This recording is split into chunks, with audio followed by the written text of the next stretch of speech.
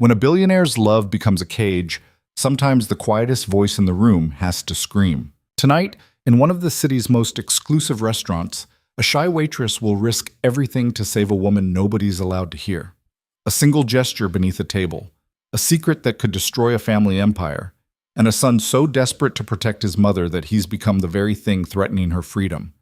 But here's what he doesn't know yet. The real enemy is standing right beside him, wearing a smile and plotting the perfect betrayal. Stay with me until the end of this story, hit that like button, and drop a comment with your city so I can see how far this journey travels. The rain came down in sheets that Thursday night, turning the streets of downtown into rivers of brake lights and blurred neon. Lena Hart pressed herself against the brick wall of the employee entrance, trying to keep the wind from destroying what little she'd managed to do with her hair. Her fingers were numb, her shoes already soaked through, but she was early, always early, because being late meant being noticed, and being noticed was the last thing Lena ever wanted. She pushed through the heavy door into the kitchen's controlled chaos. Heat hit her face like a wall. The sound was immediate and overwhelming. Spanish curses flying over the grill station, the metallic crash of pots, someone shouting about a ticket that had been up for 8 minutes. Lena kept her head down, sliding past the line cooks toward the staff lockers. "You're going to catch pneumonia coming in like that," Maria said, not looking up from where she was rolling silverware at the prep station. Maria had worked at Aurelius for 17 years, had seen servers come and go like seasons, and had adopted Lena the way she adopted every quiet, nervous girl who wandered through those doors. "I'm fine," Lena said, which was what she always said. "You're soaked. There's extra shirts in my locker if you need one." "I'm fine, really." Maria finally looked up, her dark eyes sharp with the kind of concern that made Lena's chest tight. "That's what you said last winter when you came in with bronchitis and worked a double anyway. Jorge had to literally carry you to the cab." Lena managed a small smile. "I took the medicine you gave me. After 3 days of me threatening to tell Raymond you were dying on his floor." Maria shook her head, going back to her silverware. "You're too quiet for your own good, mija. One of these days you need to make some noise." The irony of that statement would have been funny if it didn't hurt. Lena had spent the last 6 years making herself smaller, quieter, more invisible. It was safer that way. When you were invisible, people couldn't hurt you. When you were quiet, you couldn't say the wrong thing. When you kept your head down, the world mostly left you alone. She changed into her uniform, black slacks, white button-down, the burgundy vest that marked her as Aurelius' staff, and checked her reflection in the small mirror taped inside her locker. Brown hair pulled back tight, minimal makeup, nothing that would catch anyone's eye. She looked exactly like what she'd trained herself to become. Forgettable. "Hart!" Raymond's voice cut through the kitchen noise. "Front of house now. We're already behind." Lena grabbed her order pad and pen, took one steadying breath, and pushed through the swinging doors into the dining room. Aurelius wasn't just expensive. It was the kind of place where expense stopped meaning anything because the people who ate there didn't think about money the way normal humans did. Crystal chandeliers caught the candlelight and scattered it across white tablecloths that cost more than Lena's monthly rent. The carpet was so thick, it swallowed sound. Even the air felt different here, rarefied, exclusive, weighted with the knowledge that you were somewhere most people would never see. Lena had been working here for 9 months, ever since she'd left her last restaurant after a manager got too comfortable with his hands. She was good at this job, mostly because being a good server meant being invisible in exactly the right way. You appeared when needed, vanished when not, and never ever inserted yourself into the guest's experience beyond the script. "Table 12 needs water," Jessica hissed as she passed, balancing 4 plates of something that probably cost more than Lena's car payment. "And 6 is waiting on their check. Raymond's losing his mind." Lena nodded, already moving. The rhythm of service was something she understood, the choreography of efficiency, the way you could lose yourself in the mechanical precision of it. Refill, clear, present, smile, repeat. Don't think, don't feel, just move. She was heading back toward the kitchen when she noticed the shift in atmosphere. It was subtle at first, the way conversations seemed to lower slightly, how heads turned just a fraction toward the entrance. Raymond appeared out of nowhere, smoothing down his already perfect tie. His expression locked into that particular smile he reserved for what he called significant guests. The hostess, Amber, had gone pale under her professional makeup. "That's the Ashford reservation," Jessica whispered, suddenly beside Lena again. Oh my God, I didn't think he'd actually show up. Who? Nolan Ashford? Are you serious? Jessica stared at her like she'd just admitted to not knowing what oxygen was. The Ashford Foundation? The Ashford Building? The guy who basically owns half the city's development projects? Lena shook her head. She didn't watch the news, didn't follow society pages, didn't pay attention to who was rich or powerful or important. Those things existed in a different world than hers. Well, he's here now, and Raymond's about to have a stroke. Jessica grabbed a water pitcher. Table 9, the corner window. That's his table. They blocked off the whole section. Lena glanced toward the corner and saw Raymond greeting two people with the kind of deference usually reserved for foreign dignitaries. The woman was immediately striking. Late 50s, maybe early 60s, with silver hair swept up in an elegant twist and a dress that probably cost more than Lena had earned in the last year. She moved with the kind of grace that came from a lifetime of being looked at, being admired. The man beside her was younger, early 30s, Lena guessed, and there was something about him that made the air feel different. He wasn't particularly tall, maybe 6 feet, but he carried himself like someone who'd never questioned his right to take up space. Dark suit, perfectly tailored, sharp jaw, eyes that seemed to catalog everything in the room in about 3 seconds. Those eyes passed over Lena without pausing, which was exactly what she expected. She was furniture, part of the scenery. Raymond was gesturing toward their table, practically bowing. The woman smiled at him, a polite practice smile that didn't quite reach her eyes. The man didn't smile at all. He just nodded once and placed a hand on the woman's lower back, guiding her toward the corner. Jessica, you're on that section tonight, right? Lena asked. Was. Raymond just switched it. Said I'm too chatty for this one. Jessica rolled her eyes. He gave it to Thomas. Thomas was the restaurant's most senior server, 50-something, formal to the point of being robotic, and constitutionally incapable of small talk. Lena watched him approach the table with a menu and water glasses, his face professionally blank. She should have gone back to her own section, should have focused on her own tables, her own tips, her own invisible existence. But something made her pause. The woman was looking around the restaurant, but there was something off about the way she did it. Her eyes didn't quite connect with anything. When Thomas spoke to her, presenting the menu with a slight bow, she didn't respond, just looked at the man across from her waiting. The man, Ashford, apparently, took both menus without looking at Thomas. We'll need a few minutes. Of course, sir. Thomas evaporated. Lena moved closer, pretending to check the water level on a nearby table. She was close enough now to see the details. The woman's jewelry was real. Of course it was real, but understated. Her makeup was perfect. Her posture was impeccable. But her hands, folded on the table in front of her, were absolutely still, too still. And then Lena saw it. The woman's eyes tracked to Ashford's face when he spoke, but not quite in sync. She was reading his lips. When he turned to look out the window at the rain, making some comment Lena couldn't hear, the woman's expression went carefully neutral. Not confused, not upset, just waiting. Waiting for him to look back at her so she could understand what he was saying. Lena's chest went tight. She knew that look. That careful blankness, that practiced patience. She'd seen it 1,000 times, worn it herself 100 more. It was the look of someone who'd learned to exist in a world that wasn't built for them, who'd gotten good at pretending not to notice when they were being erased. Hart, what are you doing? Raymond appeared at her elbow, his voice low and sharp. You're hovering. Get back to your section. Sorry. She moved, but something had shifted in her chest, a small crack in the careful wall she'd built. The dinner service continued around her. Lena went through the motions, greeting tables, taking orders, delivering food, clearing plates. She smiled when appropriate, laughed softly at jokes, made herself into the perfect, forgettable server. But part of her attention kept drifting back to table 9. Ashford ordered for both of them. He did it smoothly, confidently, the way someone orders when they're used to making decisions. The woman didn't look at the menu, didn't even touch it. When Thomas asked if she'd like anything specific, Ashford answered before she could. My mother will have the salmon. No, the Dover sole. Better for her. His mother. That explained the resemblance, something in the sharp cheekbones, the set of the mouth. But it didn't explain why he was treating her like a beautiful silent prop. Lena delivered bread to the table next to theirs, close enough to hear Ashford talking on his phone. Something about a meeting being moved, numbers that needed to be revised.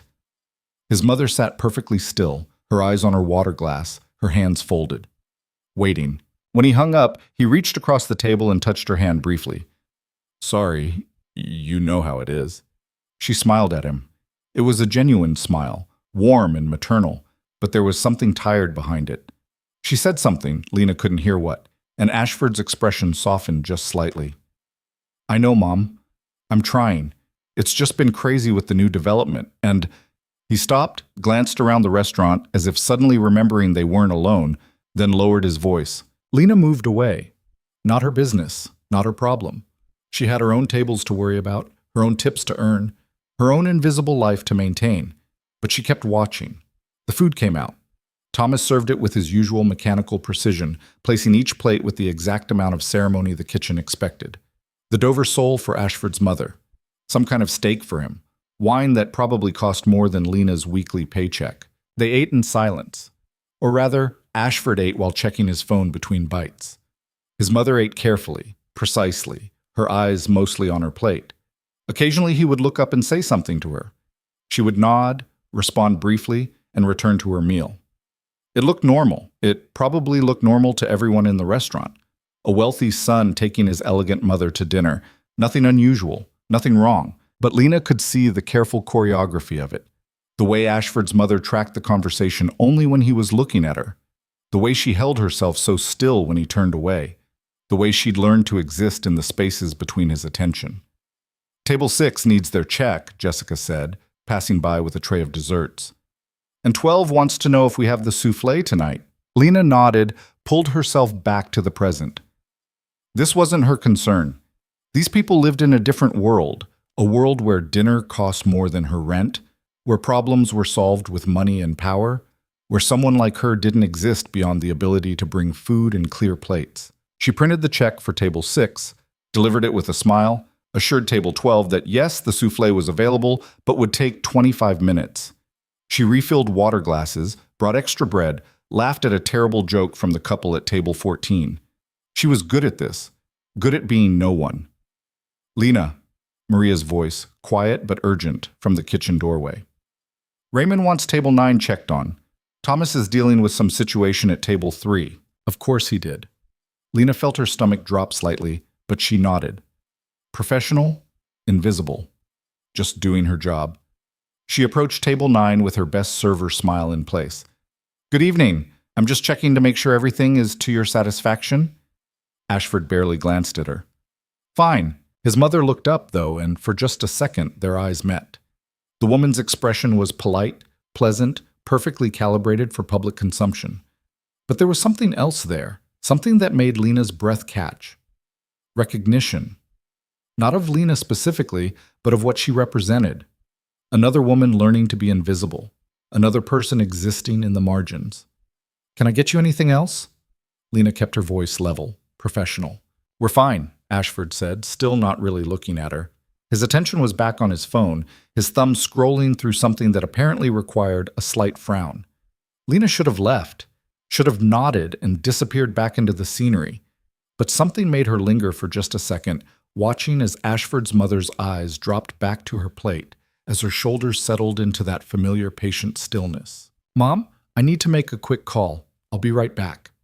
Ashford stood, already moving toward the restaurant's lobby area before he'd finished the sentence. His mother nodded, but he was already gone.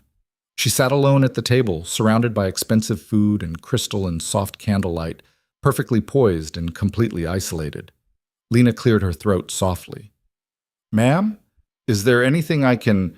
The woman looked up at her, and this time there was something desperate in her expression. Just for a flash. Just for a second. A crack in the perfect facade. And Lena knew. She knew exactly what that look meant because she'd worn it herself for years.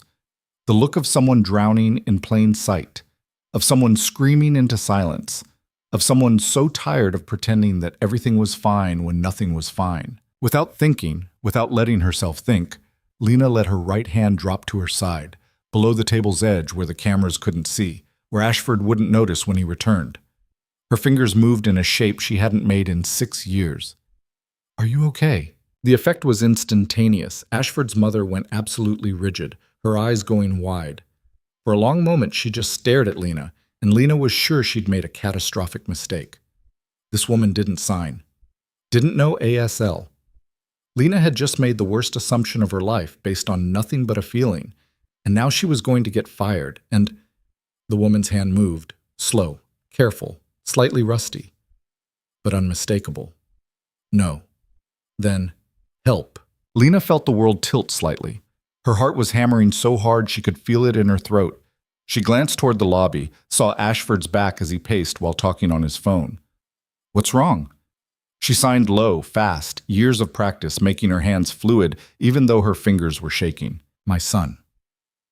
The woman's signs were careful, precise, formed with the kind of deliberation that suggested someone who'd learned young but hadn't used the language in a long time.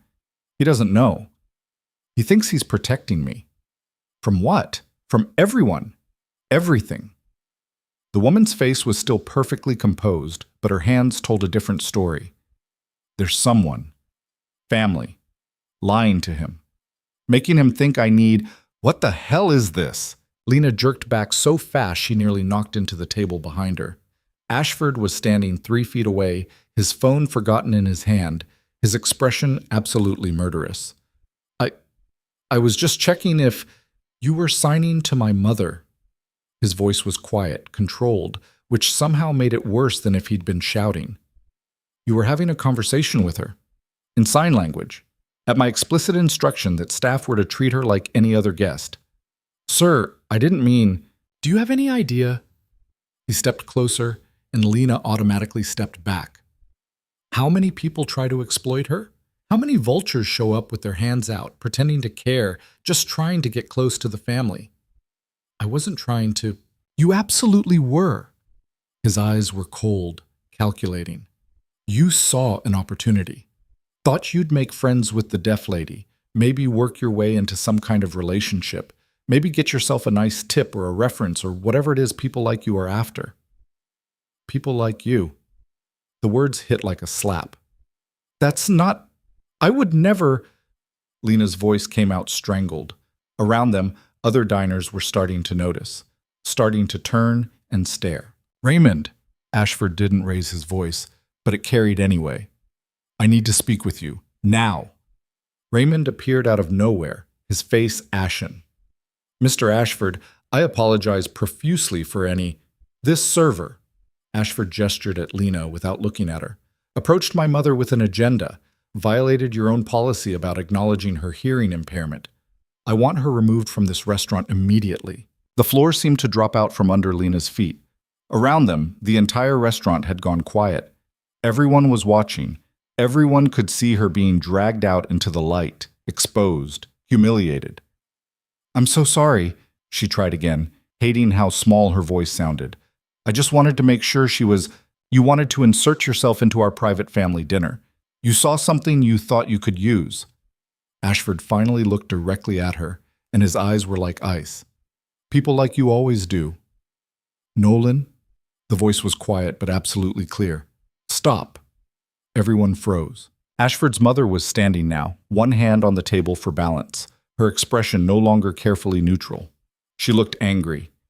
Actually, genuinely angry, in a way that suggested she didn't get angry often, but when she did, people listened. Mom, please sit down. Ashford's voice had shifted, gone softer. You don't need to. Stop. She said it again, then her hands moved. Fast, sharp, unmistakable even to people who didn't know sign language. You don't speak for me. I'm protecting you. From what? From someone who saw I needed help? Her hands were shaking now, whether from anger or fear or both. This girl showed me more respect in 2 minutes than you've shown me in 2 years. The restaurant was dead silent. Lena stood frozen, watching this family drama unfold in front of 100 witnesses, knowing she'd caused it and having no idea how to stop it. We'll discuss this at home. Ashford's voice had gone flat, dangerous. He reached for his mother's arm, but she pulled away. No, her signs were sharp enough to draw blood. We'll discuss it now, in front of everyone. since apparently that's the only way you'll actually listen to me. Mrs. Ashford, please. Raymond tried to interject, but she held up one hand, silencing him. Then she turned to Lena. Her expression softened slightly, though the anger was still there, simmering underneath. Thank you, she signed, for seeing me. Lena felt tears burning behind her eyes and absolutely refused to let them fall. Not here, not in front of all these people. I'm sorry, she whispered. I didn't mean to cause trouble. You didn't. The woman's voice was slightly flat, the way voices often sounded when shaped by silence rather than sound, but it was strong, clear. My son did. My son, who thinks he knows what's best for me, who thinks protecting me means controlling every aspect of my life. Mom, that's not... Ashford started, but she cut him off with a sharp gesture. Tomorrow, she said, her eyes still on Lena. I want to meet with you, privately. There are things you need to know, things about my family that, she glanced at her son, that have been kept from me for too long. Mrs. Ashford, I really don't think, Raymond began, but Ashford held up a hand. Enough. He threw several $100 bills on the table without counting them. We're leaving. He started to reach for his mother again, but she stepped back, maintaining her distance. Her eyes found Lena one more time, and in them was a message Lena couldn't quite read. A warning, maybe. Or a plea. Then Ashford's mother gathered her coat and walked toward the exit with her head high, her son following a few steps behind, and the entire restaurant watched them go in absolute silence. Lena stood there, trembling, knowing her life had just changed in ways she couldn't begin to understand. Knowing she'd broken every rule about staying invisible, staying quiet, staying safe, and knowing, somehow, that she'd do it again. Raymond turned to her, his face a careful mask of professional disappointment. My office. Now. Jessica caught her arm as she passed. What the hell just happened? She whispered. I don't know, Lena said, and it was true. She had no idea what she'd just walked into. No idea what Ashford's mother had been trying to tell her. No idea why a simple gesture of kindness had exploded into this. But she could still see the desperation in that woman's eyes, could still see the silent plea for help. And she knew, with sudden, absolute clarity, that she was going to answer it, even if it destroyed her, even if it destroyed everything. Raymond's office was small and windowless, decorated with framed photos of the restaurant's various awards and celebrity visitors. He sat behind his desk, fingers steepled, expression unreadable. I'm sorry, Lena said before he could speak. I know I crossed a line. She looked like she needed... You embarrassed one of our most important clients. I know. You created a scene in the middle of dinner service. I know. You violated a direct policy about how to handle that particular guest. Lena nodded, her throat too tight to speak. Raymond was quiet for a long moment. Then he sighed. You're not fired. She looked up, startled. Mr. Ashford requested that you be terminated immediately. However, Raymond held up a hand as hope flared in Lena's chest. Mrs. Ashford called me personally 20 minutes ago, from the car. She was very clear that if I fired you, she would make sure we lost not only the Ashford business, but several other high-profile clients who value her opinion. What? She also said, Raymond pulled out a business card and slid it across the desk. That you're to contact her tomorrow, that she has a proposal for you. Lena picked up the card. Heavy stock, elegantly simple. Vivian Ashford, the Ashford Foundation. I don't understand. Neither do I. Raymond leaned back in his chair.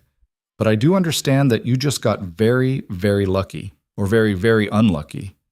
I'm not sure which yet. He paused. I'm suspending you for 3 days. Unpaid. When you come back, you don't go near that family again unless explicitly requested. Understood? Yes. Thank you, Go home, Lena. Get some sleep.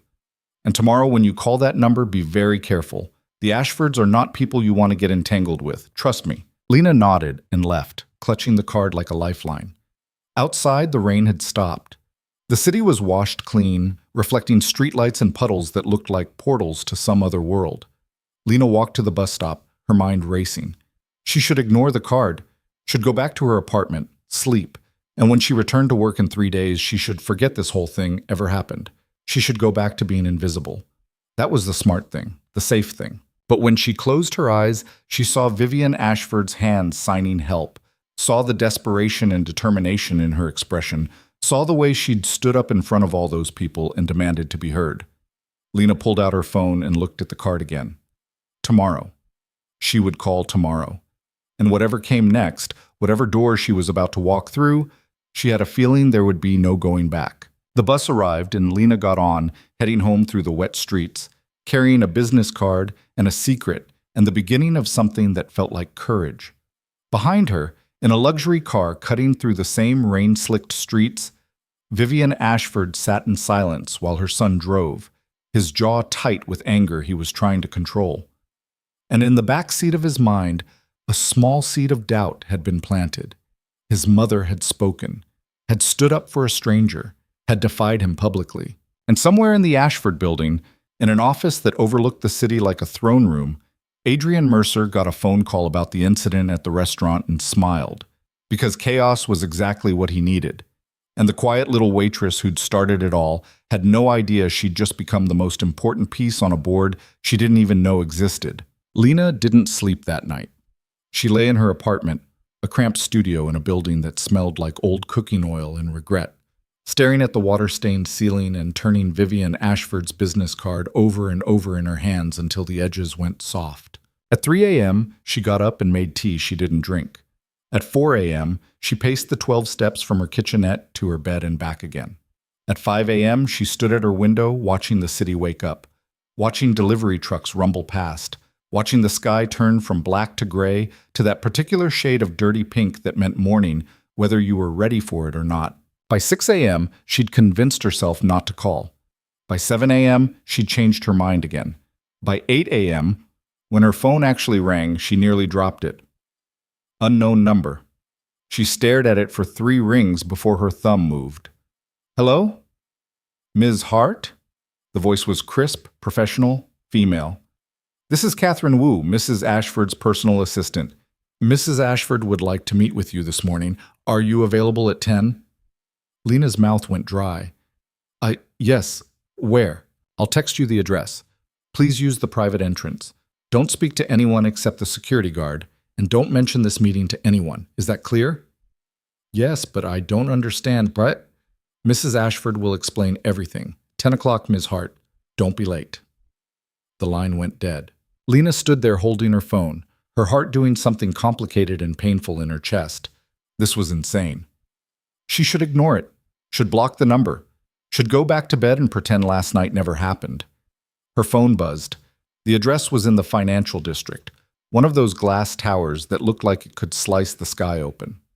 Of course it was. She had 90 minutes to get there. 90 minutes to talk herself out of this. 90 minutes to remember that she'd spent 6 years building walls specifically to avoid situations like this one.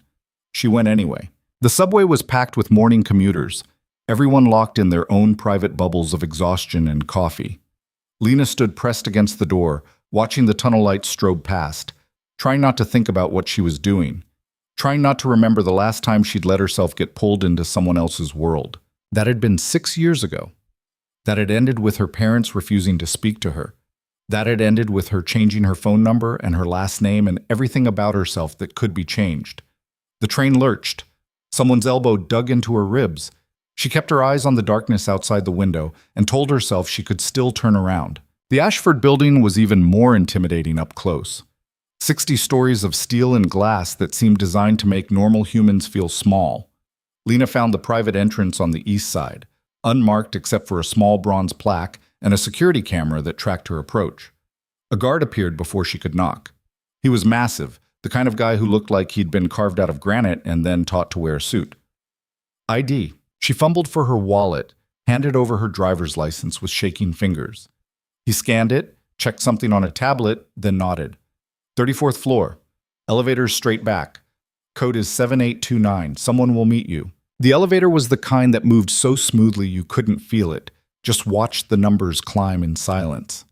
Lena caught her reflection in the polished brass doors and barely recognized herself. She'd tried to dress professionally, black pants, gray blouse, hair pulled back, but she still looked terrified. The doors opened on the 34th floor and Lena stepped into a reception area that was all cream marble and modern art. A woman in her 40s, Asian, impeccably dressed, stood waiting. "Ms. Hart, I'm Catherine Wu. Please follow me." Catherine moved fast, her heels clicking against the marble like a metronome.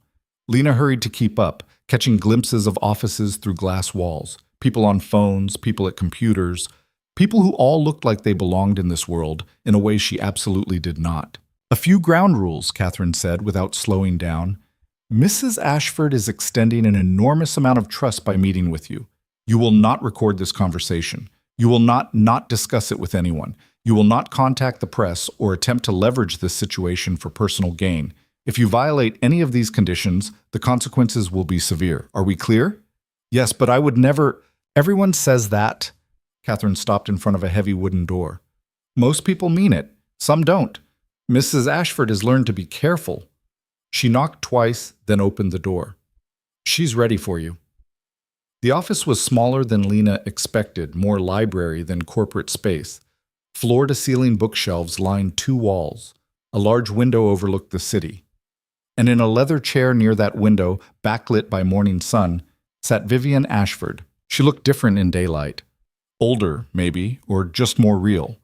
She wore tailored black pants and a cream silk blouse, her silver hair loose around her shoulders. Without the restaurant's candlelight and expensive staging, she looked less like a museum piece and more like a woman who was very, very tired. "Miss Hart," Vivian stood, extending her hand. "Thank you for coming." Her voice still had that particular quality, slightly flat, the consonants careful, but it was stronger than it had been at the restaurant. More certain. Lena shook her hand, feeling awkward and out of place. "I don't understand why I'm here." "Because you're the first person in 2 years who's seen me as something other than my son's responsibility." Vivian gestured to the chair across from hers. "Sit, please. Catherine will need privacy." Catherine nodded and left, closing the door behind her with a soft click. Vivian settled back into her chair, studying Lena with an intensity that made her want to squirm. Then, without warning, her hands moved. "You know ASL." "How?"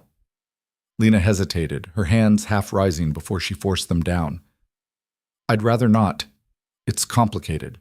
Everything worth knowing is complicated." Vivian's signs were graceful, practiced. "I need to know if I can trust you. So tell me, how does a waitress learn to sign?" "I'm not just a waitress." "I know. That's why you're here." The statement hung in the air between them. Lena looked at her hands, at the door, at anywhere except Vivian's patient, waiting face. "My sister was deaf," she said finally. The words felt like glass in her throat. "Is deaf? I don't know. I haven't spoken to her in 6 years." Vivian's expression didn't change, but something shifted in her eyes. "Tell me." So Lena did. She didn't mean to. She'd gotten very good at not telling this story, at keeping it locked away where it couldn't hurt her.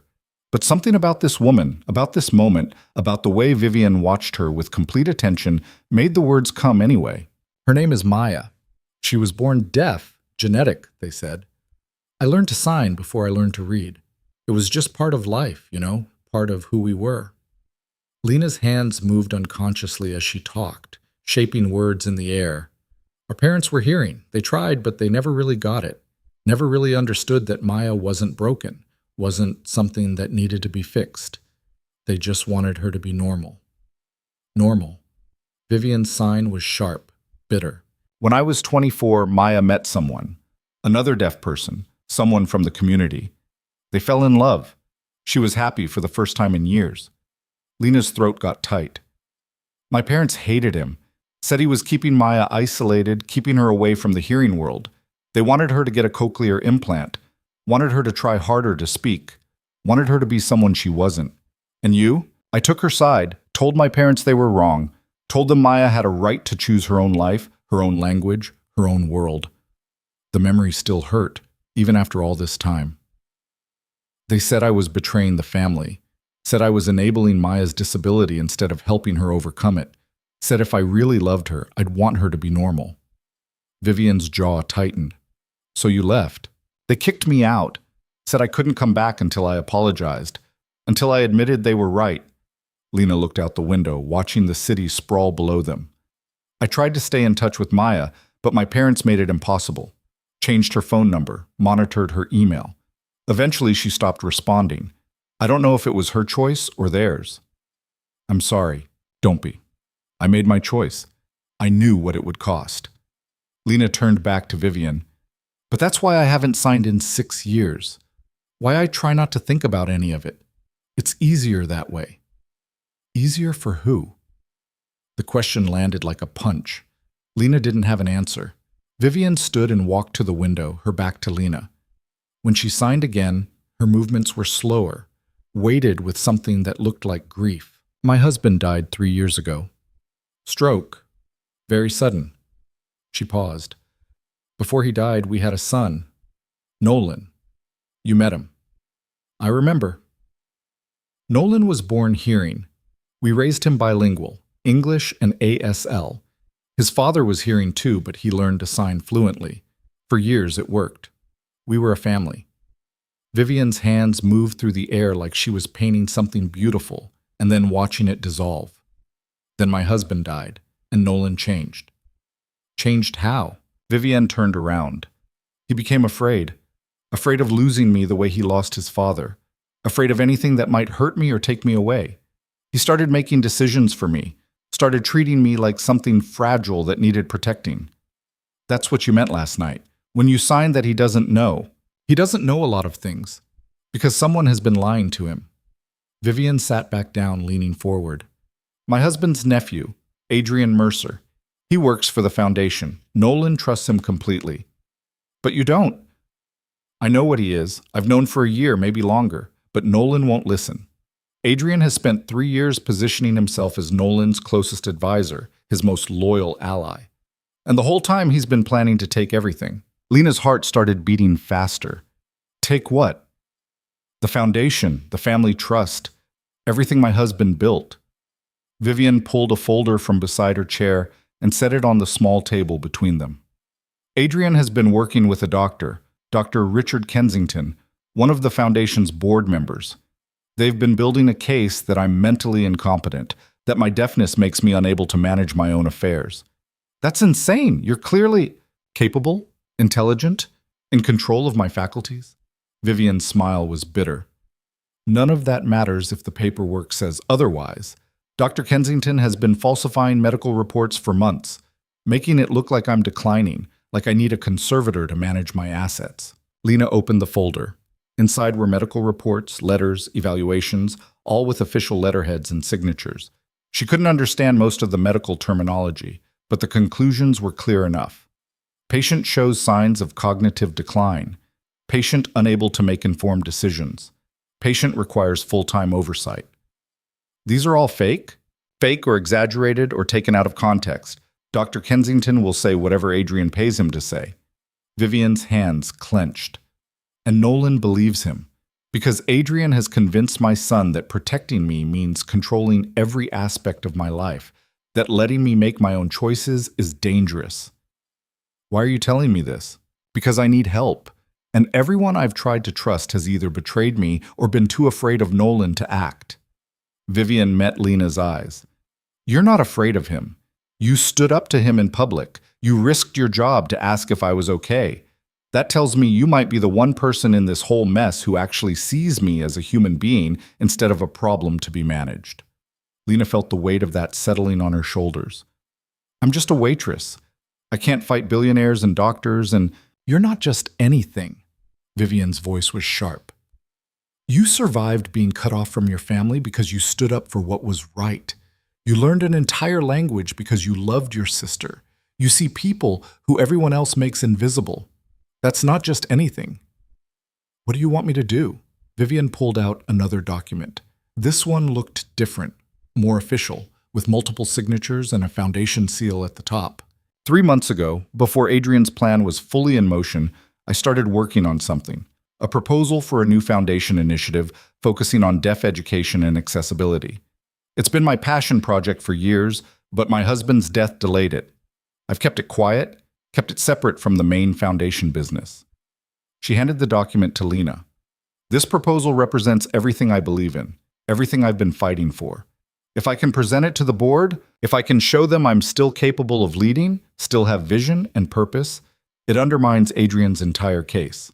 Lena scanned the proposal. It was comprehensive: plans for schools, technology grants, teacher training programs, community partnerships.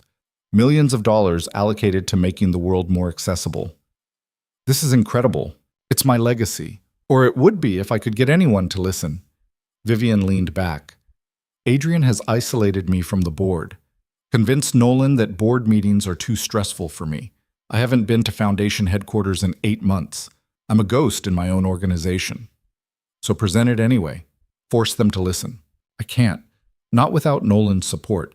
He controls access to board meetings now. He thinks he's protecting me from stress, but really he's giving Adrian exactly what he needs. A clear path to remove me entirely. Lena set down the proposal, her mind racing. What does this have to do with me? I need someone on the inside. Someone who can get close to Nolan, who can see what Adrian is really doing, who can help me gather evidence. Vivian's expression was intense. I need someone Nolan doesn't see as a threat. Someone he might actually listen to. You want me to spy on your son. I want you to help him see the truth before it's too late. Before Adrian destroys everything and Nolan realizes he was manipulated into betraying his own mother. Lena stood up, suddenly needing space. This was too much. Too big. Too dangerous. I can't do this. I don't know anything about corporate politics or legal battles or... You know about being silenced. You know about being erased. You know what it's like when the people who are supposed to protect you become the ones who hurt you most. Vivian stood too, moving closer. I'm not asking you to fight my battles. I'm asking you to help me fight them myself. Why me? Why not hire a lawyer or a private investigator? Or because Adrian would see them coming. Because Nolan would shut them down immediately. But you? Vivian's smile was sad. You're invisible. You said it yourself. You've spent years making yourself disappear. That's exactly what I need. Lena wanted to say no. Wanted to walk out of this office and go back to her quiet, invisible life. But she kept seeing Maya's face, kept hearing her parents' voices telling her that love meant control, that protection meant erasure, that the best way to help someone was to make their choices for them. If I do this, she said slowly, and I'm not saying I will, what exactly would it involve? Vivian's expression shifted, became sharper, more focused. First, you gather information. Adrian meets with Dr. Kensington every Thursday at a cafe near the hospital. I need to know what they're planning, what their timeline is. Second, you get close to Nolan. Make him see you as a person, not a threat. Plant seeds of doubt about Adrian without being obvious. He hates me. He's angry at you, that's different. Anger fades, hatred doesn't. Vivian pulled out a checkbook. I'll pay you for your time. Whatever you're making at the restaurant, I'll triple it. This is a job, not a favor. I don't want your money. Then you're a fool. Everyone wants money. The question is whether they're willing to admit it. Vivian's eyes narrowed. Don't pretend to be noble, Ms. Hart. We both know you're doing this for the same reason I'm asking, because walking away would mean accepting that powerful people can erase whoever they want, and neither of us can live with that. The words stung because they were true. Lena thought about her studio apartment, her suspended shifts, her life built on the thinnest possible margin. Thought about Maya somewhere out there, silenced by people who claimed to love her. I want to help, she said quietly, but I need you to understand something. I'm not good at this. I'm not brave or clever or... You stood up in front of 100 people and challenged one of the most powerful men in the city. You're braver than you think, or stupider. Vivian actually smiled at that. Sometimes they're the same thing. She pulled out her phone, typed something quickly. I'm sending you a number. It's a secure line. Call me if you find anything, if you need help, if anything goes wrong. Don't use your regular phone. Don't email. Don't leave a paper trail Adrian can follow. Lena's phone buzzed. The number appeared, no name attached. There's one more thing, Vivian said. Her expression had gone serious again. Nolan has a daughter, Emma. She's 5. She lives with him full time. Her mother died in childbirth. Lena's chest tightened. That's how he became like this. The control thing. He lost his father and his wife within 2 years. Now he has Emma and me, and he's terrified of losing us too. So he holds on so tight that he's strangling us both. Vivian's hands moved, signing something that didn't have a direct English translation. Something about love and chains and the space between. Emma is starting to notice that her father keeps her grandmother away, starting to ask why grandma doesn't visit anymore. Nolan tells her, I'm busy, I'm tired, I need rest. But Emma knows something's wrong. But tries.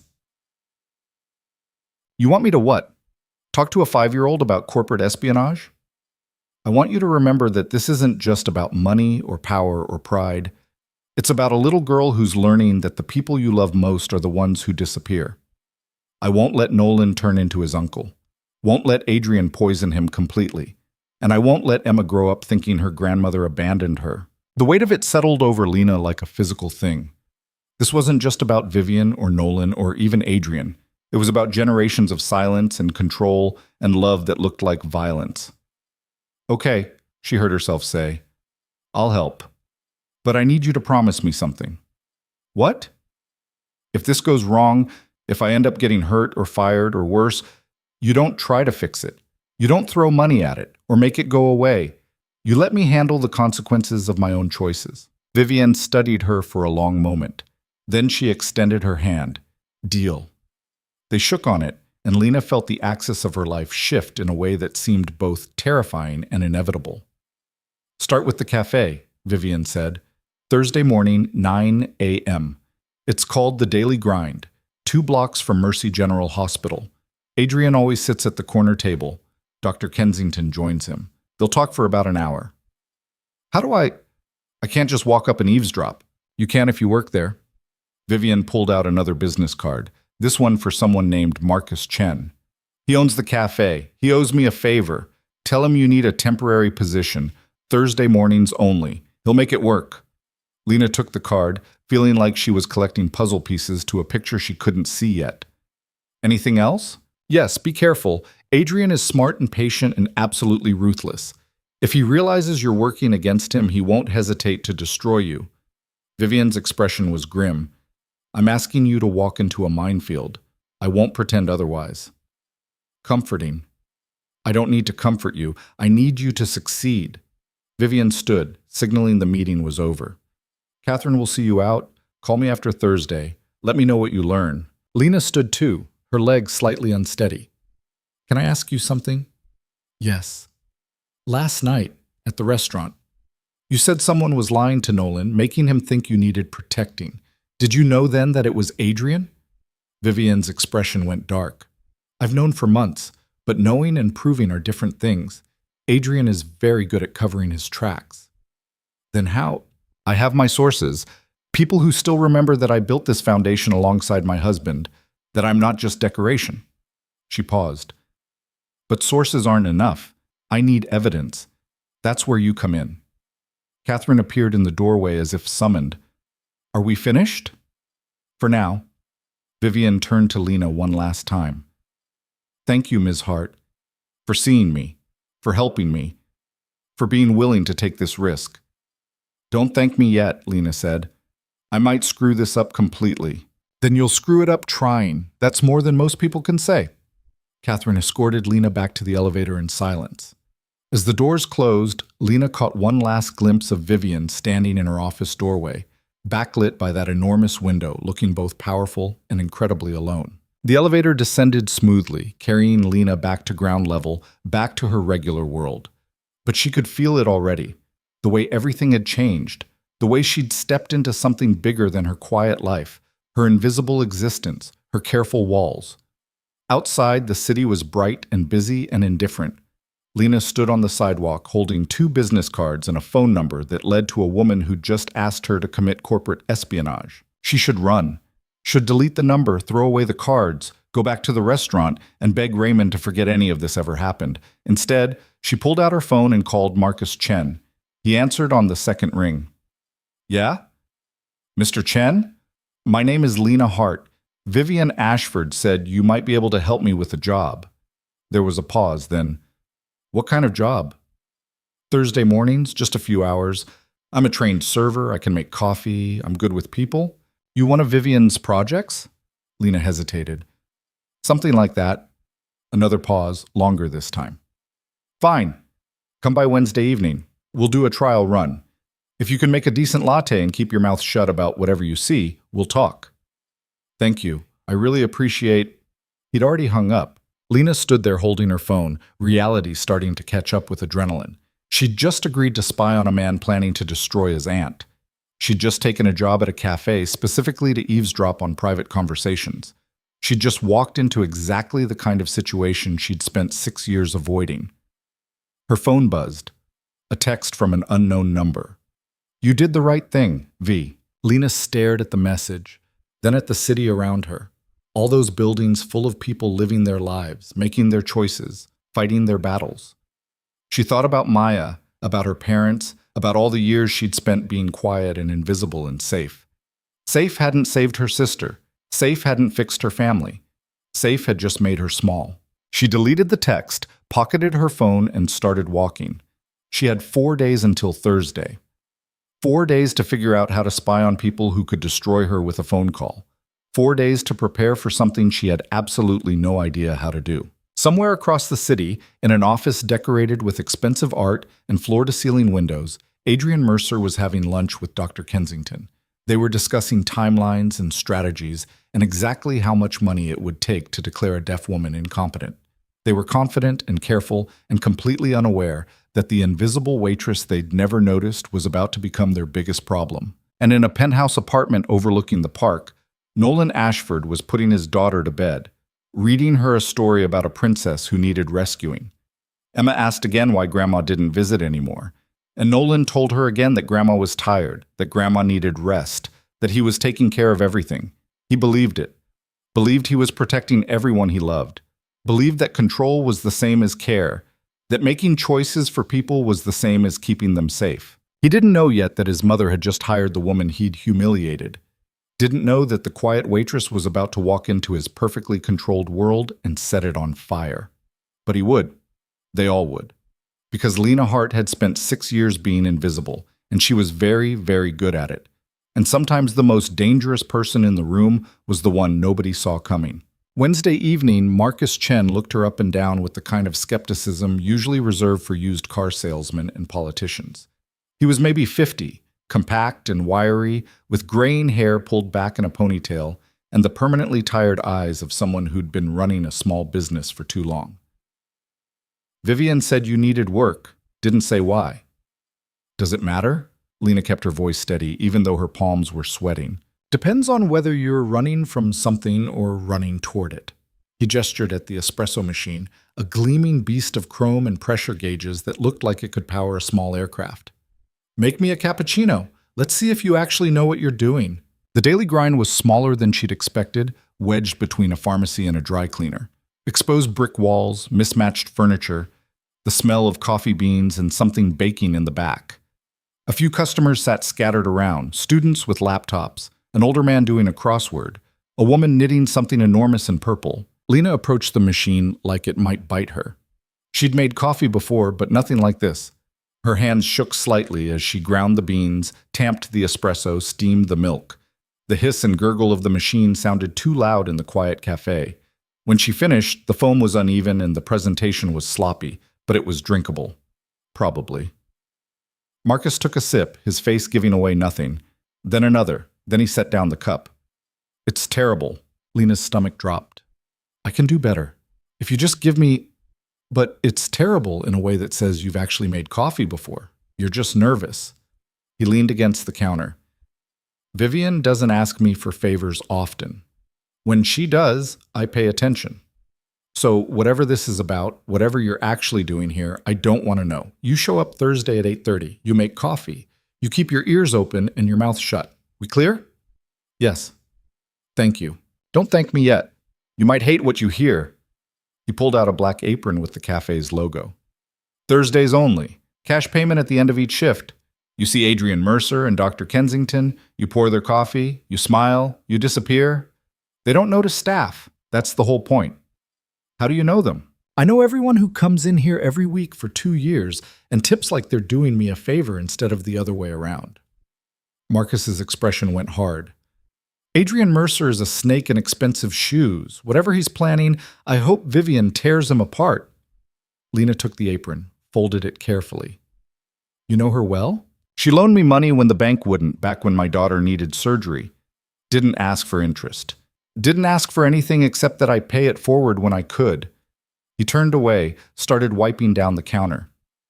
Some people with money use it like a weapon. Vivian uses it like a tool. There's a difference. The next morning, Lina woke up at 6 a.m. with her heart already racing. She'd barely slept, kept seeing Adrian Mercer's face even though she'd never actually met him, kept rehearsing what she'd say if anyone asked what she was doing there. She dressed carefully, jeans, plain t-shirt, hair in a ponytail. Nothing memorable, nothing that would make anyone look twice. She practiced her coffee smile in the bathroom mirror until it looked natural, until she could hide the fear behind it. The subway ride felt endless. Every stop, every delay, every moment stretched out like taffy. By the time she reached the cafe, her hands were shaking again. Marcus was already there, setting up the pastry case. He looked up when she entered, nodded once. Machines warmed up, registers got 100 in small bills, corner tables reserved for 9 o'clock. Don't hover, don't stare, don't do anything that makes them notice you. What if they ask me something? Answer it. You're a waitress. Act like one.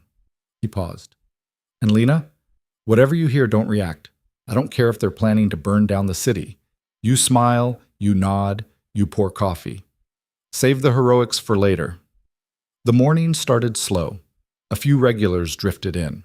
The crossword guy, a jogger in expensive athletic wear, 3 construction workers who ordered enough coffee to fuel a small army. Lina fell into the rhythm of it, letting muscle memory take over. Pour, smile, clear, repeat.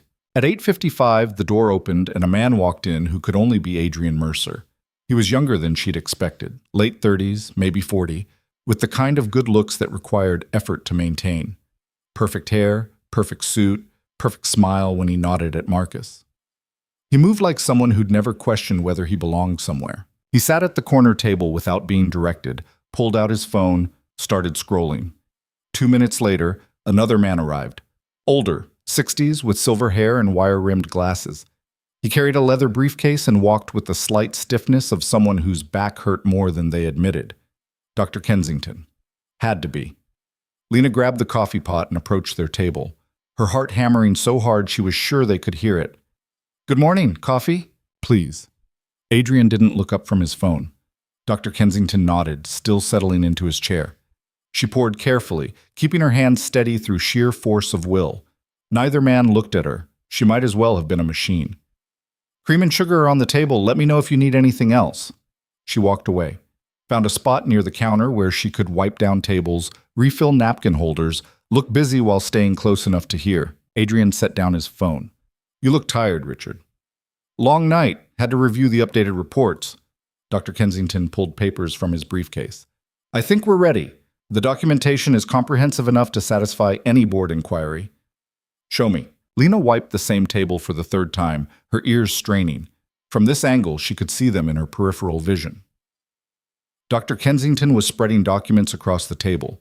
Medical reports, charts, something with an official-looking seal. I've documented a progressive decline in cognitive function over the past 18 months, Dr. Kensington said, his voice clinical and detached. Memory lapses, difficulty with complex decision-making, episodes of confusion, all supported by assessments and third-party observations. None of which actually happened. None of which can be disproven. That's the beauty of cognitive decline in a deaf patient. How does anyone verify what she understands versus what she's choosing not to respond to? The ambiguity works in our favor. Adrian leaned back, examining the papers. And the timeline? I'll present to the board in 3 weeks. Recommend immediate conservatorship for her own protection. With Nolan's support, it should be unanimous. Nolan won't question your findings. Nolan wants his mother safe. He'll see this as keeping her from making dangerous decisions, from being exploited by people who might take advantage of her disability. Dr. Kensington smiled, and it was the coldest thing Lina had ever seen. He'll probably thank me for being thorough.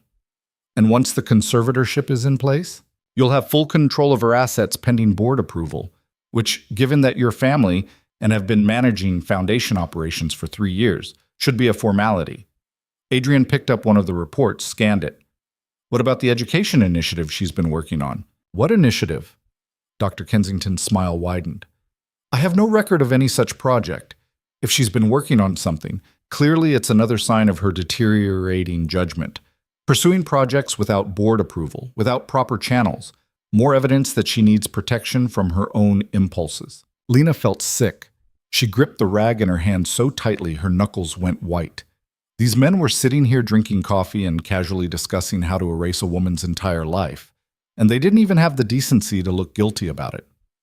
"There's one complication," Dr. Kensington said. "Catherine Wu, Vivian's assistant. She's loyal to a fault. She'll fight this. Catherine doesn't have standing. She's an employee, not family." Adrian sipped his coffee. "I'll handle her. Give her a generous severance, a glowing reference. She'll take it. People always do when you make the alternative uncomfortable enough. And if she doesn't, then we make her credibility an issue. Raise questions about whether she's been managing Vivian's affairs appropriately. Suggest she has her own financial motivations." Adrian's voice was casual, like he was discussing the weather. "There are ways to make problems disappear, Richard. You know that." "What about the daughter, Emma? What about her?" "Nolan's very protective. If he thinks any of this will upset the child, it won't. Emma won't even notice. She barely sees her grandmother anymore anyway. Nolan's been managing that distance for months." Adrian smiled. "By the time this is done, Emma will have forgotten her grandmother was ever part of her life. Children are adaptable that way." Lena's vision blurred. She turned away, walked blindly toward the back, her breath coming too fast. She made it to the small bathroom before her hands started shaking so badly she had to grip the sink. These men were planning to steal a woman's identity, her agency, her entire life. They were planning to manipulate her son into betraying her. They were planning to erase her from her own granddaughter's memory. And they were doing it over coffee and pastries like it was a normal Thursday morning. She splashed cold water on her face, forced herself to breathe. She had to go back out there, had to keep listening, had to remember every word because Vivian needed evidence, needed ammunition, needed something concrete enough to fight back with. When she returned to the main room, they were still talking. The construction workers had left. The jogger was gone. It was just Marcus behind the counter, pretending not to notice anything, and Lena trying to look invisible while her whole body vibrated with rage. "The board meeting is scheduled for the 15th, Dr. Kensington was saying. "I'll present my findings. You'll express concern as family. Nolan will support the recommendation. It should take less than an hour. And after? After, you'll have legal authority to make all decisions regarding the Foundation's direction, including shutting down any pet projects that don't align with your vision." "Doctor." Kensington gathered his papers. "Vivian built something beautiful with her husband, but beautiful doesn't always mean profitable. You'll be able to redirect resources to more practical ventures. Practical meaning ventures that benefit us. I prefer to think of it as ventures that benefit everyone. The Foundation will be more efficient, more focused, more modern." Dr. Kensington stood, tucked his briefcase under his arm. "And Vivian will be comfortable and cared for, just removed from decision-making that clearly overwhelms her." They shook hands. Adrian dropped a 20 on the table. Too much for 2 coffees, just enough to look generous without actually thinking about it. They walked out together, still talking, their voices fading as the door closed behind them. Lena stood frozen, the coffee pot still in her hand. Marcus appeared at her elbow. "You okay?" "No." Her voice came out strangled. "Did you hear? I heard enough. Go. Call whoever needs to know. I'll close up early today." Lena's hands were shaking so badly it took 3 tries to untie her apron. She grabbed her bag, nearly ran out the door. 2 blocks away, she ducked into an alley and pulled out her phone. The secure number Vivian had given her rang 4 times before connecting. "Lena?" Vivian's voice was sharp with concern. "What happened?" "They're going to do it. In 3 weeks. Dr. Kensington has fake medical reports showing cognitive decline. Adrian's planning to use Nolan's protectiveness against him. They're going to convince him that conservatorship is for your own good, and then they're going to take everything." There was a long silence. Then, "Tell me exactly what they said. Every word you remember." So Lena did. She stood in that alley, her back against cold brick, and recited the entire conversation as accurately as she could. The fake documentation, the timeline, the plan to discredit Catherine, the casual dismissal of Emma, the admission that beautiful things weren't as important as profitable ones. When she finished, Vivian was quiet for so long Lena thought the connection had dropped. "Vivian, are you there?" "I'm here." Her voice sounded tired, old. I knew it was bad. I didn't know it was this calculated. What do? We fight. But we need more than overheard conversation. We need proof, documentation, something that connects Dr. Kensington's reports to Adrian's payments. How do we get that? I don't know yet. Vivian exhaled slowly. But we have 3 weeks to figure it out. Can you keep watching them? Keep gathering information? Yes. But Vivian, they're planning to fire Catherine, to make her unemployable if she fights back. Catherine can take care of herself. She's tougher than Adrian thinks. A pause. But she needs to know what's coming. I'll handle that conversation.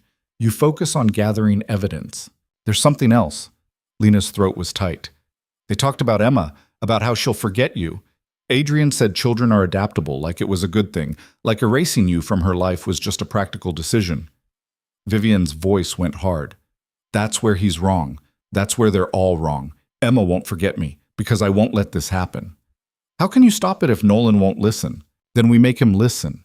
We force him to see what Adrian really is. Vivian stopped. There's something I haven't told you about Nolan, about why he became this way. You said he lost his father and his wife. That's part of it. But there's more. Vivian's voice dropped. When Nolan's wife died, Adrian was the one who held him together. Stayed with him at the hospital, helped him plan the funeral, took care of all the details Nolan couldn't handle. Nolan thinks Adrian saved him, thinks he owes him everything. Lena's chest tightened. So Adrian has leverage, emotional leverage, the worst kind. Nolan can't see past his gratitude, can't imagine that the man who helped him through his darkest moment might be using that trauma against him. Then we show him, we prove it. How? Nolan won't meet with me, won't take my calls except for brief check-ins he controls. Adrian's made sure of that. Lena thought about Nolan's face at the restaurant, the anger, the protective fury, the absolute certainty that he was right. What if I talk to him? He hates you. He's angry at me. You said that's different. Lena leaned against the wall, her mind racing.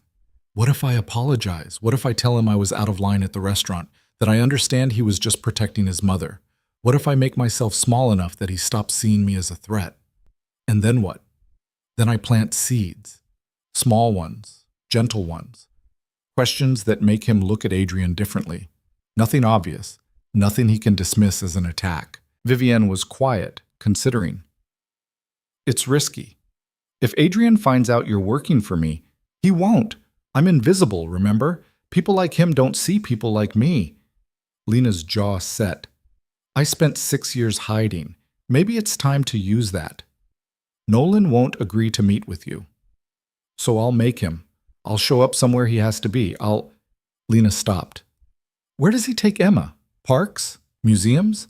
Where does a billionaire single father spend time with a 5-year-old? Madison Park. Sunday mornings. They feed the ducks. Vivian's voice softened.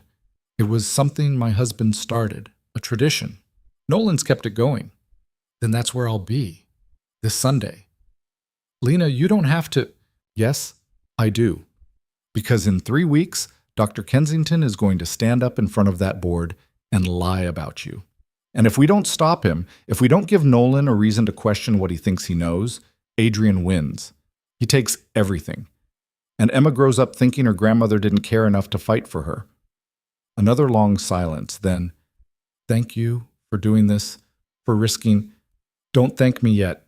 I might make everything worse. Or you might save everything. Vivian's voice was gentle. Either way, you're trying. That's more than most people do. They hung up.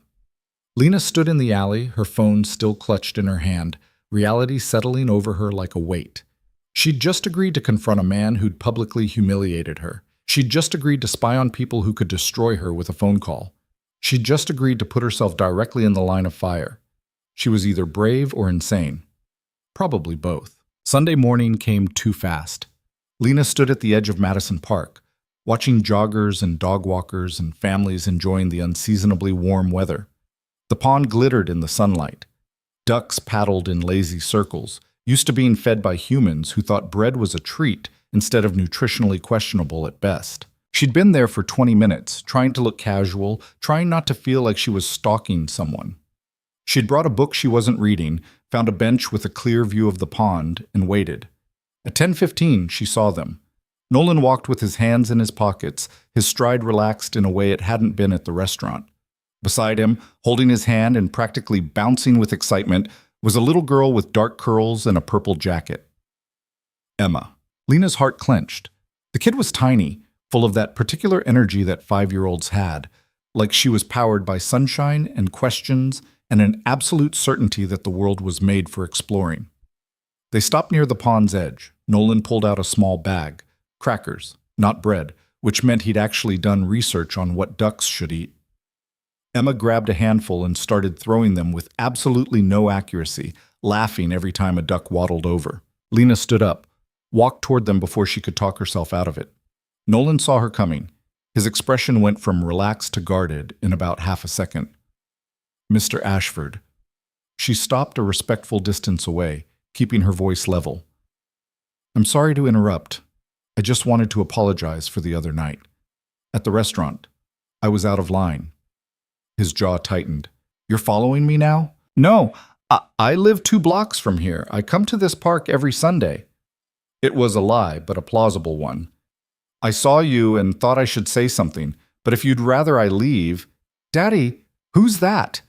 Emma was looking up at Lena with the open curiosity of someone who hadn't yet learned to be cautious around strangers. Nobody, sweetheart. Go ahead and feed the ducks. Nobody. The word stung more than it should have. Emma ignored him, studying Lena with serious brown eyes. Do you like ducks? I do. That one there is my favorite. Lena pointed at a particularly fat mallard. He looks like he's the boss of all the other ducks. Emma giggled. That's Mr. Quackers. Daddy and I named him. He's always here. Emma. Nolan's voice was firm but gentle. We talked about talking to strangers. But she's not a stranger. She knows Mr. Quackers. Emma's logic was unassailable. She held out her bag of crackers. Do you want to feed them? Lena glanced at Nolan. His expression was stone, but he hadn't explicitly told her to leave. That was something. If your dad says it's okay. Emma turned to Nolan with pleading eyes. The kid was good. Probably had that look perfected. Nolan sighed. 5 minutes, then we're going to the playground. Emma cheered and grabbed Lena's hand, pulling her toward the pond with surprising strength for someone so small. Lena let herself be dragged, acutely aware of Nolan watching every move. You have to throw them far, Emma explained seriously. Otherwise, only Mr. Quackers gets them because he's bossy. The little ducks need food, too. That's very fair of you. Daddy says we have to think about everyone, not just the loud ones. Emma threw a cracker with impressive force. It landed about 3 feet away. Are you Daddy's friend? No, I work at a restaurant. I met your dad there. Oh. Do you make pizza? I like pizza. I don't make it, but I serve it sometimes. That's important too. Daddy says everyone's job is important even if it doesn't make lots of money. Emma looked up at her. Why did you need to apologize? Out of the mouths of children. Lena crouched down to Emma's level. I said something to your dad's friend that I shouldn't have. I was trying to help, but I didn't ask permission first. That wasn't very polite of me. You should say sorry then. That's what I do when I'm not polite. I did say sorry, but sometimes sorry isn't enough. Sometimes you have to show people you mean it. Emma considered this with the seriousness of a Supreme Court justice. My teacher says sorry is a start, but actions matter more. Your teacher sounds smart. She is. She knows everything about dinosaurs and space. Emma threw another cracker. Do you know about space? A little bit. I know the moon is very far away. 238,000 miles, Emma announced proudly. I'm going to go there someday. And Mars, and maybe Jupiter, but Daddy says that one's too far. Lena smiled despite herself. Jupiter's pretty far. Maybe start with the moon. That's what Daddy says too. Emma's face fell slightly. Grandma says I can do anything. She always believes me. Lena's chest tightened. Your grandma sounds wonderful. She is, but she's busy now. She doesn't visit anymore. Emma's voice went quiet. I miss her. I bet she misses you too. Daddy says she's tired, that she needs rest. But I don't think that's true because before she was tired all the time, but she still came over. Emma looked up at Lena with eyes too knowing for a 5-year-old. I think something's wrong, but nobody will tell me what. Before Lena could respond, Nolan appeared. Emma, time for the playground. But I'm not done feeding. Now, please. Emma's shoulders slumped, but she handed the cracker bag to Lena. You can finish. Make sure the little ducks get some. I will. I promise. Emma smiled, then grabbed her father's hand. Nolan didn't look at Lena as he started to walk away. Mr. Ashford, Lena called out. He stopped but didn't turn around. Your daughter is amazing. You're doing a good job. His shoulders tensed. For a moment she thought he might actually respond. Then he kept walking, Emma skipping beside him, chattering about the playground and Mr. Quacker's and all the places she was going to explore when she was older. Lena stood by the pond, holding a bag of crackers, watching them disappear into the trees. She'd planted a seed, small, almost invisible. Emma had told her something without meaning to, that she knew something was wrong with her grandmother, that she didn't believe the excuses, that she missed Vivian in a way that couldn't be explained away with simple words about rest and being busy. If Lena could make Nolan see what his daughter already knew, maybe there was hope. If she could make him question just one thing about Adrian's story, maybe the whole house of cards would collapse. If she could stay invisible long enough to matter, maybe she could actually help. She fed the rest of the crackers to the ducks, making sure the little ones got their share, and walked home through the Sunday morning sunshine with the taste of possibility and terror equally balanced on her tongue. 3 days later, Lena found herself standing outside the Ashford building again, this time carrying a manila envelope that felt like it weighed 1,000 pounds. Inside were copies of everything she'd gathered, detailed notes from the cafe, timestamps, direct quotes she'd memorized and written down the moment she got home. Vivian had told her to bring it all, had told her that today was the day they'd make their move. The problem was, Lena had no idea what that move actually entailed. Catherine Wu met her in the lobby this time, no pretense of secrecy. Her expression was grim. She's upstairs, conference room B. She wants you there before he arrives. Before who arrives? Nolan. She called him this morning, told him she needed to see him immediately, told him it was about Emma. Catherine's mouth thinned. He'll come. He always comes when it's about his daughter. That's manipulative. That's survival. Come on. The conference room was smaller than Lena expected, more intimate. A long table, leather chairs, windows overlooking the city. Vivian stood at those windows, her back straight, her hands clasped behind her. She didn't turn when they entered. He'll be angry, she said quietly. He'll feel ambushed, but I'm out of options. Adrian moves the conservatorship hearing up. It's in 1 week now, not 3. Lena's stomach dropped. What? Why? Because he's smart. Because he knows I'm planning something. One of his people must have seen us meeting, or maybe he's just cautious. Vivian finally turned around. She looked older in the harsh morning light, more fragile. We're out of time, so I'm doing the one thing I promised myself I wouldn't do. I'm forcing my son to choose. Between you and Adrian, between the truth and the comfortable lie he's been living. Vivian's expression was steel wrapped in silk. I need you to tell him everything you heard at the cafe, everything Adrian and Dr. Kensington said.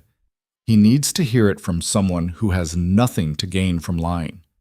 He won't believe me. He thinks I know what he thinks, but you're going to tell him anyway, because you're the only witness I have, the only person who can testify to what Adrian is actually planning.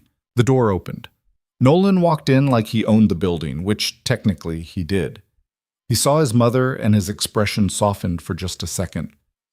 Then he saw Lena and it went hard again. What is she doing here? Sit down, Nolan. Vivian's voice had that particular quality mothers perfected, gentle and immovable at the same time. I'm not sitting down until you tell me why the woman who harassed you at dinner is in a private conference room. She didn't harass me, she saved me. And if you sit down and actually listen for once in your life, you might understand why. Nolan's jaw clenched. Mom, I don't have time for... Make time. Vivian sat, gesturing to the chair across from her. Please. Something in her tone must have gotten through because Nolan sat, but his body language screamed resistance. Arms crossed, shoulders tight, eyes cold when they flicked toward Lena. You have 5 minutes. Then I'm leaving and taking you with me. You shouldn't be dealing with this kind of stress. This kind of stress? Vivian's hands moved, sharp and fast. You mean the stress of being erased from my own life? The stress of watching my son treat me like a child who can't make her own decisions? That's not what I'm doing. Then what do you call it when you screen my calls? When you cancel my meetings without asking? When you tell the board I'm too fragile to attend? Vivian leaned forward. What do you call it when you let Adrian Mercer make decisions about my life without my knowledge or consent? Adrian is trying to protect you. We both are. From what? From living? From having agency? Her voice rose slightly. I'm deaf, Nolan. Not incompetent. Not a child. Not a problem that needs managing. I know that. I've never said, you don't have to say it. You show it every single day. Vivian gestured at Lena. She's going to tell you something. And you're going to listen. Actually listen. Not just wait for your turn to explain why you're right and everyone else is wrong. Nolan turned to Lena, his expression somewhere between fury and confusion. Fine. Talk. Lena's mouth went dry. Every instinct screamed at her to run, to apologize, to make herself small and invisible again. But she thought about Emma asking why Grandma didn't visit, about Vivian's hands shaking when she signed about being erased, about Adrian's cold smile when he talked about making problems disappear. Last Thursday, she began, her voice steadier than she felt. I was working at the Daily Grind. It's a cafe near Mercy General. Your cousin Adrian meets there every Thursday morning with Dr. Richard Kensington. Nolan's expression didn't change. So I heard their entire conversation about the conservatorship hearing, about the fake medical reports Dr. Kensington has been creating, about how they're planning to use your love for your mother against you. That's insane. Richard is one of the most respected. He's being paid to lie. Lena pulled out her notes.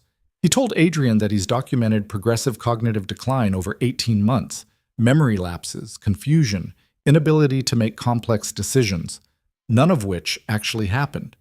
He said the beauty of diagnosing cognitive decline in a deaf patient is that nobody can verify what she understands versus what she chooses not to respond to. Nolan stood up. I'm not listening to this. You're making accusations about a doctor who's been treating my mother for... Sit down. Vivian's voice cracked like a whip. You wanted to protect me? Then protect me from the people actually trying to hurt me, not the ones trying to help. She's lying. She has to be. Adrian wouldn't... Adrian said he'll have full control of my assets once the conservatorship is approved, Vivian cut in. He said he'll redirect foundation resources to more practical ventures, meaning ventures that benefit him. He called my education initiative a pet project, said beautiful things aren't as important as profitable ones. Nolan looked between them, his face going pale. How do you know what Adrian said? Because I heard him say it, Lena said quietly. He and Dr. Kensington talked for an hour. They discussed exactly how they'd manipulate you into supporting the conservatorship. They talked about firing Catherine and destroying her credibility if she fought back. They talked about Emma. That got his attention. What about Emma? Adrian said she'd forget her grandmother eventually, said children are adaptable that way, like erasing your mother from your daughter's life was just a practical decision that wouldn't matter in the long run. Lena met his eyes. But Emma already knows something's wrong. She told me in the park. She said she doesn't believe that her grandma is just tired. She said she misses her. Nolan's hands were shaking. You're lying. You have to be lying, because if you're not... He stopped, his breath coming too fast. If she's not, then you've been helping someone destroy the person you're trying to protect. Vivian's voice was gentle now, sad. I know you love me. I know you're scared. But Nolan, you're drowning me in that love. You're suffocating me with it. I watched Dad die. I watched Sarah die. I can't lose you too. So you're keeping me alive by making sure I don't actually live. Vivian stood, walked around the table, sat beside her son. Baby, I know you're scared, but the answer to fear isn't control. It's trust. And you stopped trusting me to know what's best for myself the day your father died. Because you were grieving, because you weren't thinking clearly. I'm still grieving. I'll grieve him for the rest of my life. But that doesn't mean I've stopped being capable. She took his hand. You want proof? Fine. Ask me anything. Test my memory, my judgment, my ability to make decisions. Go ahead. Nolan pulled his hand away, stood up, paced to the window. His shoulders were rigid, his breathing uneven. Lena stayed quiet, watching him process, watching him fight against everything he'd believed for 3 years. "Richard showed me reports," he said finally. "Medical documentation. He said you were declining, that you needed protection before things got worse." "Did you ever ask me about those reports? Did you ever wonder why I wasn't present for the evaluations? Why nobody ever discussed the findings with me directly?" Nolan turned around slowly. "Richard said discussing them with you would be distressing, that it was better to handle things quietly. And you believed him. He's a doctor. He's been on the foundation board for 15 years. Why wouldn't I believe him?" "Because he's lying to you." Vivian's voice was steel. "And somewhere deep down, I think you know it. I think you've known something was wrong for a while now. But admitting it means admitting you made a mistake, that your grief made you vulnerable, that Adrian has been using you. Adrian saved me. When Sarah died, when I couldn't function, he helped you, I know. And then he leveraged that help into control, made you dependent on him, made you grateful enough that you stopped questioning his advice." Vivian moved closer. "That's how manipulation works, baby. It doesn't announce itself. It disguises itself as concern, as protection, as love." Nolan was quiet for a long moment, staring out at the city. When he spoke again, his voice was barely above a whisper. "If you're right, if Richard has been lying, if Adrian has been using me, then I've been hurting you for 3 years. I've been the threat. Not them. Me. Not a threat. Just misguided." Vivian's expression softened. "You were trying to keep me safe. You just forgot that safety without freedom isn't really safety at all. How do I know she's telling the truth?" Nolan gestured at Lena without looking at her. "She could be making all of this up. She could be working for someone who wants to hurt the foundation. Hurt you. Then verify it." Lena pulled out a piece of paper. "These are the dates and times of every meeting I witnessed. Get phone records. Check if Adrian and Dr. Kensington were at the daily grind when I say they were. Pull financial records. See if there are payments between them that can't be explained." "That would take weeks." "You have a week. The hearing is in 7 days." Vivian's voice was calm but firm. "You can spend that week trying to prove I'm wrong. Or you can spend it helping me fight back. Your choice." Nolan looked at his mother, really looked at her, maybe for the first time in years. Lena watched the moment happen, the crack in his certainty, the first real doubt. "What do you need me to do?" Vivian pulled out a folder, the same one she'd shown Lena in their first meeting. "I need you to read this. It's my proposal for the Deaf Education Initiative, the one Adrian called a pet project, the one he's planning to shut down the moment he has control." Nolan took the folder but didn't open it. "Why didn't you tell me about this?" "I tried. 4 months ago. You told me I should focus on rest, not work, that the foundation was in good hands with Adrian managing operations." Her voice cracked slightly. "You meant well, but you stopped seeing me as a partner and started seeing me as a patient." He opened the folder, started reading. His expression changed as he moved through the pages. Surprise, then interest, then something that looked like shame. "This is incredible. The scope, the funding structure, the partnerships. Mom, this could change thousands of lives." That was the idea. "Why didn't you push harder? Why didn't you make me listen?" "Because you weren't listening. You were protecting, and I was tired of fighting my own son for the right to exist." Vivian's hands moved, signing something Lena recognized, the word for trapped. "I love you, but I can't keep living like this. Can't keep being your beautiful, silent mother who needs saving." Nolan sat down heavily, the folder still in his hands. "I screwed up, badly. Yes, but you can fix it." "How?" "Come to the hearing. Actually come. Not just approve Richard's recommendation from a distance. Hear what he says. Watch how Adrian reacts. And if you see what Lena says you'll see, if you recognize the manipulation for what it is, then stand up and fight with me. And if I don't see it, if I still think Richard is right, then you'll put me in a cage and call it love.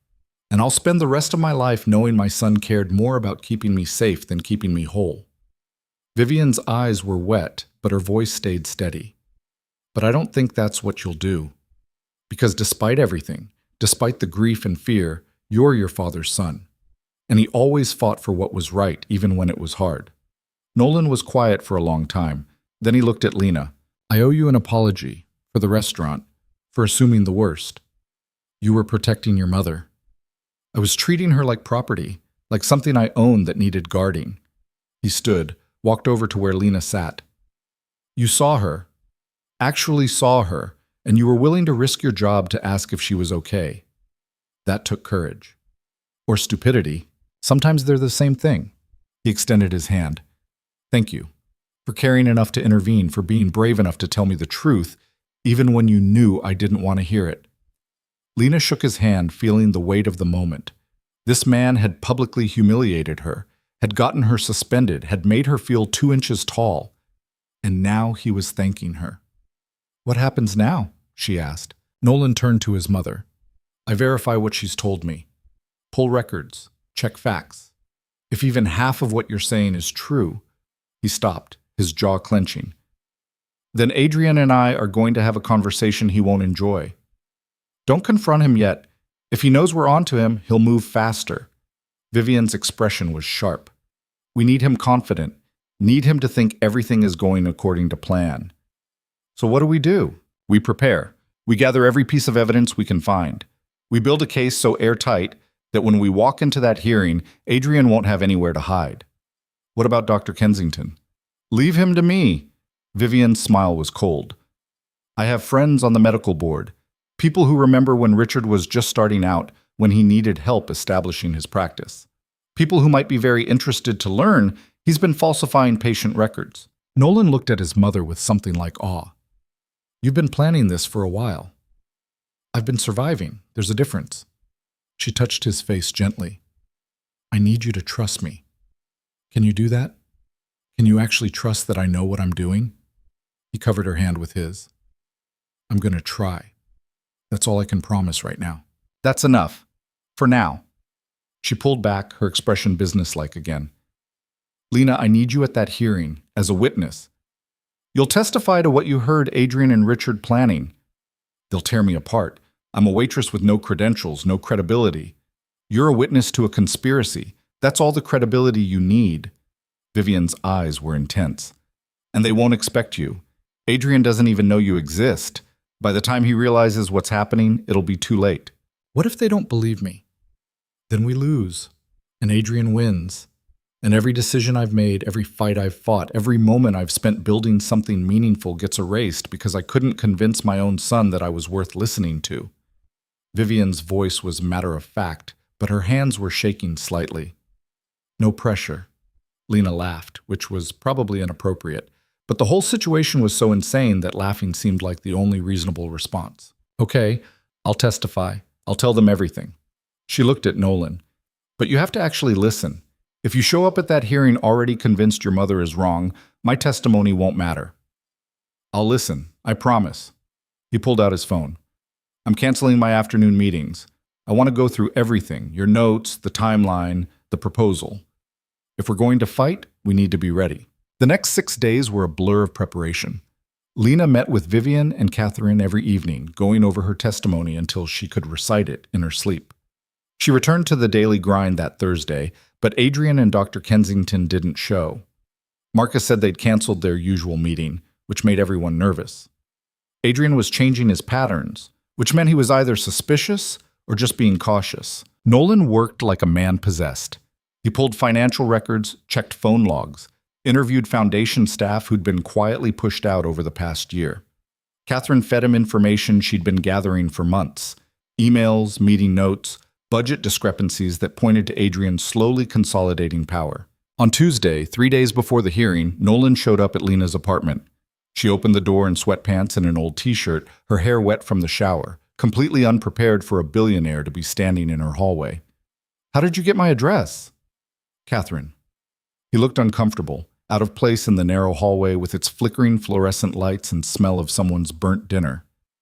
Can I come in? She let him in, acutely aware of how small her studio was, how the furniture was mismatched and the walls were thin and the whole place screamed poverty in a way that made her defensive. I know it's not much. It's fine. He wasn't looking at the apartment. He was looking at her. I found something in the Foundation's medical files, records of the evaluations Richard supposedly conducted on my mother. And? She was never there, not for a single one. Richard claims he did them at her home, that she was too tired to come to his office. But I checked with her building security. He never visited, not once in the past 18 months. Lena's heart started beating faster. So he made it all up. Every word. The evaluations, the test results, the decline he documented so carefully. It's all fiction. Nolan's hands clenched into fists. I believed him. I read those reports, and I believed every single word because I wanted to believe my mother needed me, that I was protecting her. You were grieving. People make mistakes when they're grieving. Mistakes that almost destroyed my mother's life, that almost gave Adrian everything he wanted. Nolan sat on her couch, his head in his hands. How did I not see it? How did I miss what was right in front of me? Lena sat beside him, keeping a careful distance. Because he was good at hiding it, and because you trusted him. That's not a character flaw, Nolan. That's being human. It almost cost me everything that matters. But it didn't. You're here now. You're fighting back. She paused. Why did you come here? You could have called. Because I wanted to thank you, properly. Not in some conference room with my mother watching. Just thank you for seeing what I couldn't, for being brave enough to say something when everyone else stayed quiet. I wasn't brave. I was just tired of watching people get erased. He looked at her then, really looked at her. Your sister, the one you haven't spoken to in 6 years, you miss her. Every day. Then fight for her the way you fought for my mother. Find her, talk to her. Don't let pride or fear keep you apart. His voice was rough. Life's too short. Trust me on that. They sat in silence for a moment. Two people who'd started as enemies and somehow ended up as allies in the strangest war either of them had ever fought. The hearing is Friday, Nolan said finally. 9 a.m., Foundation headquarters, boardroom on the 60th floor. My mother wants to present her education initiative, wants to show the board she's not just capable but visionary. And then we expose Adrian. What if it doesn't work? What if the board sides with him anyway? Then we lose. But at least we lose fighting instead of just accepting defeat. He stood, headed for the door. Get some rest. You're going to need it. He left, and Lena sat in her tiny apartment, watching the city lights through her window, wondering how her life had gotten so complicated. A month ago, her biggest worry was making rent. Now she was preparing to testify against a billionaire in front of a board of directors who could crush her without even noticing. She pulled out her phone, stared at it for a long time. Then, before she could talk herself out of it, she opened Facebook and typed in a name she hadn't searched for in 6 years. Maya Hart. The profile picture showed a woman laughing, her hands frozen mid-sign, her eyes bright with joy. She looked happy. Older, but happy. There was a man beside her in some of the photos, the same man their parents had hated, probably. They looked good together, looked right. Lena typed a message, deleted it, typed another one, deleted that too. Finally settled on something simple. I'm sorry for everything, for not fighting harder, for letting them push us apart. I miss you. If you ever want to talk, I'm here. I'll always be here. She hit send before fear could stop her. Then she turned off her phone and went to bed, knowing she wouldn't sleep but trying anyway. Friday morning arrived with gray skies and the threat of rain. Lena dressed carefully, the same black pants and gray blouse she'd worn to meet Vivian that first time. Professional but not pretentious. Forgettable in all the right ways. The Ashford building looked different now that she knew what was at stake. Not just a tower of glass and steel, but a battlefield. She rode the elevator to the 60th floor, her stomach churning, her hands shaking slightly. Catherine met her at the elevator, pressed a folder into her hands. Your testimony. Notes, timeline, everything you need. Vivian's already inside. So is Adrian. So is Nolan. Is Dr. Kensington here? Not yet. He'll arrive exactly at 9. He's always punctual. Catherine's expression was fierce. You're doing the right thing. Remember that when they try to make you doubt yourself. The boardroom was massive, all dark wood and leather chairs and windows that overlooked the city like they owned it. 12 people sat around the table, the Foundation's board of directors, all of them older, all of them powerful, all of them looking at Lena like she was a bug that had wandered into their meeting. Vivian sat at the head of the table, regal and calm. Nolan sat to her right, his expression carefully neutral. And to her left sat Adrian Mercer, looking every inch the trusted family advisor in his perfect suit and perfect smile. He didn't even glance at Lena when she entered. She was invisible to him, just like she'd planned. Dr. Kensington arrived at exactly 9 a.m., carrying his leather briefcase and his air of professional authority. He nodded at Adrian, smiled at Vivian with practiced sympathy, and took his seat. The chairman, an older man with silver hair and kind eyes, called the meeting to order. We're here to discuss Dr. Kensington's recommendation regarding Mrs. Ashford's capacity to continue managing her foundation responsibilities. Dr. Kensington, you have the floor. This was it.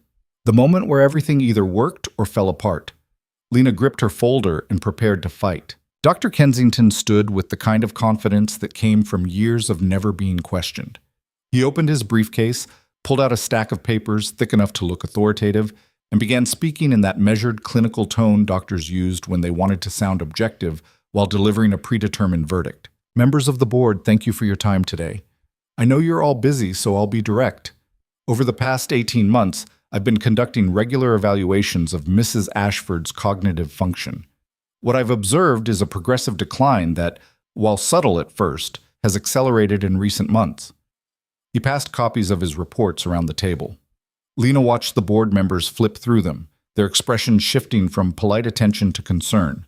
Mrs. Ashford exhibits classic signs of early-stage dementia, memory lapses, difficulty processing complex information, periods of confusion.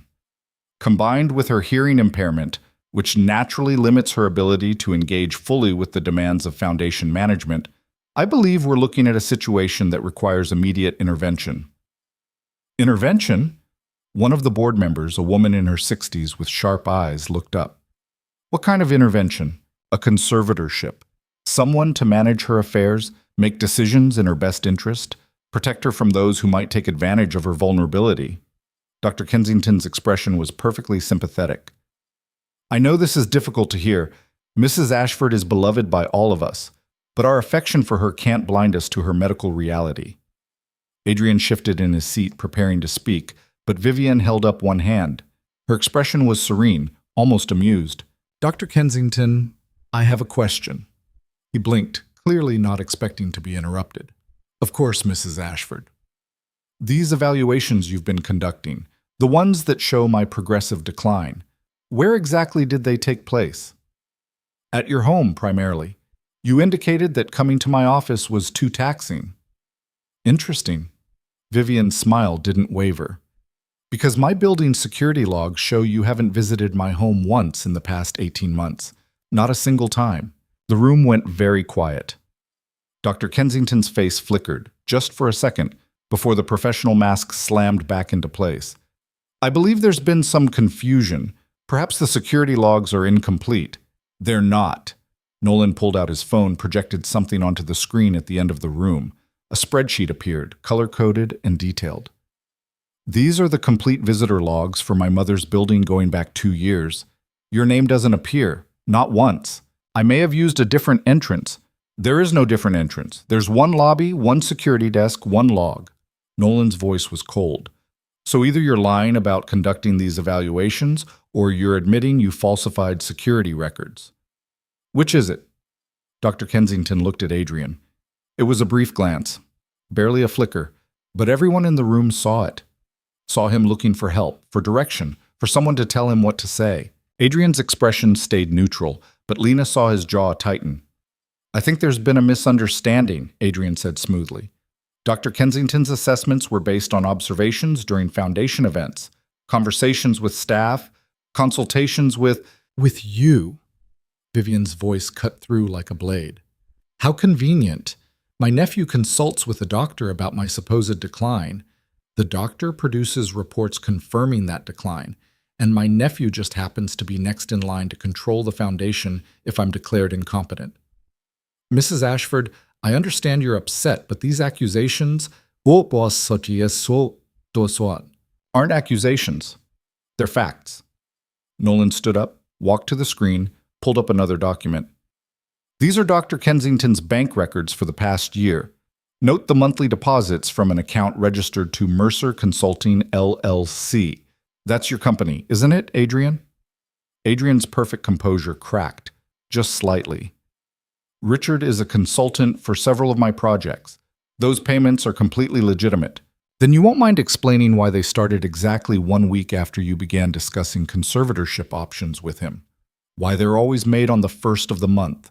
Why the amounts match exactly what an expert medical witness might charge for providing favorable testimony. Nolan's voice was getting louder, angrier.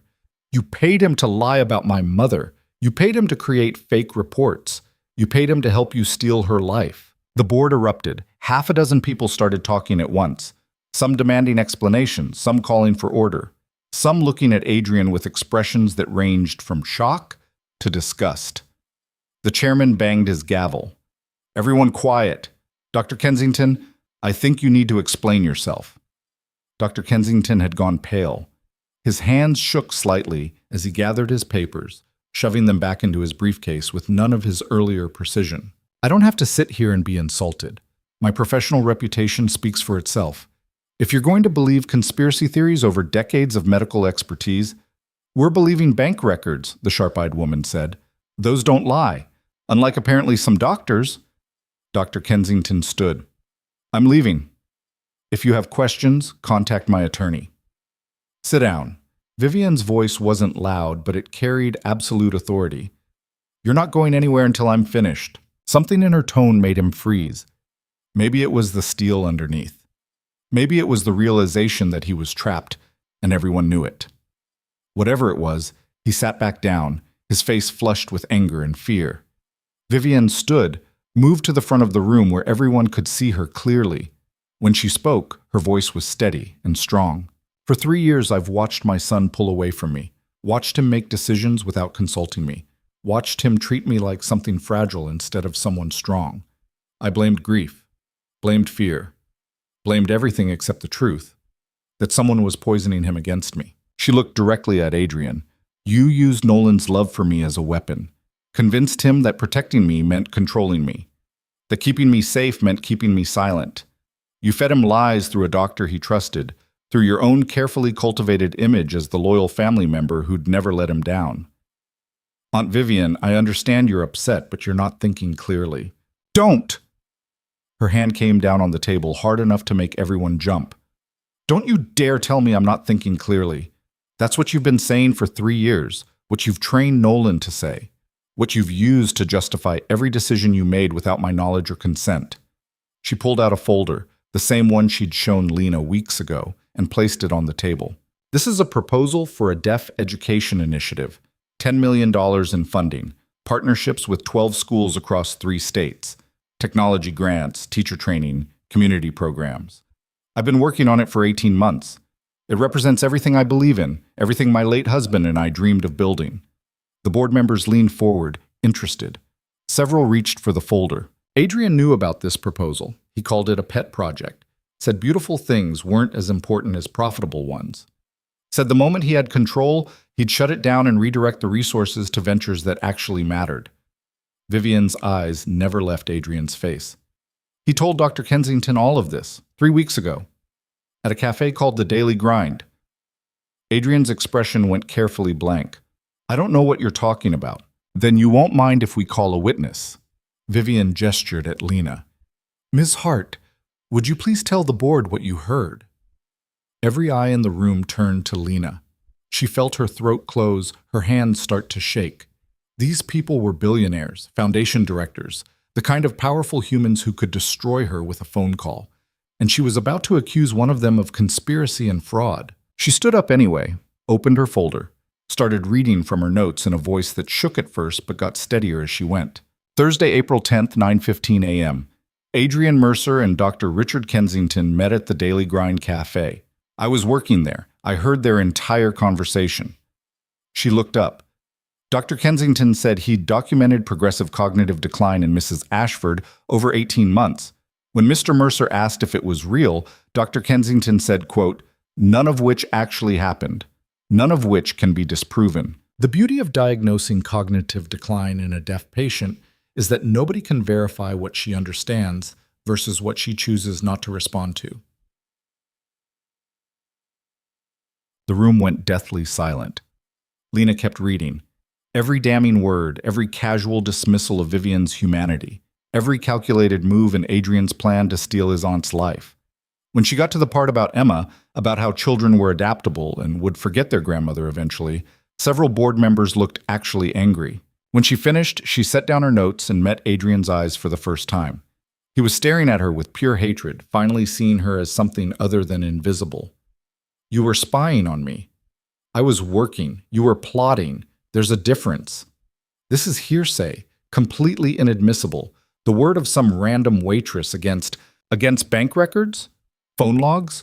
Security footage from the cafe showing you and Dr. Kensington meeting every Thursday for 6 months?" Nolan pulled up more documents. "Catherine's been investigating for a year. She has everything, Adrian, every lie, every manipulation, every single move you made to isolate my mother and position yourself to take over." Adrian stood up, his composure finally cracking completely. "You have no idea what you're talking about. I've given everything to this foundation. I saved Nolan when he was falling apart. I've kept this organization running while Vivian was too grief-stricken to function.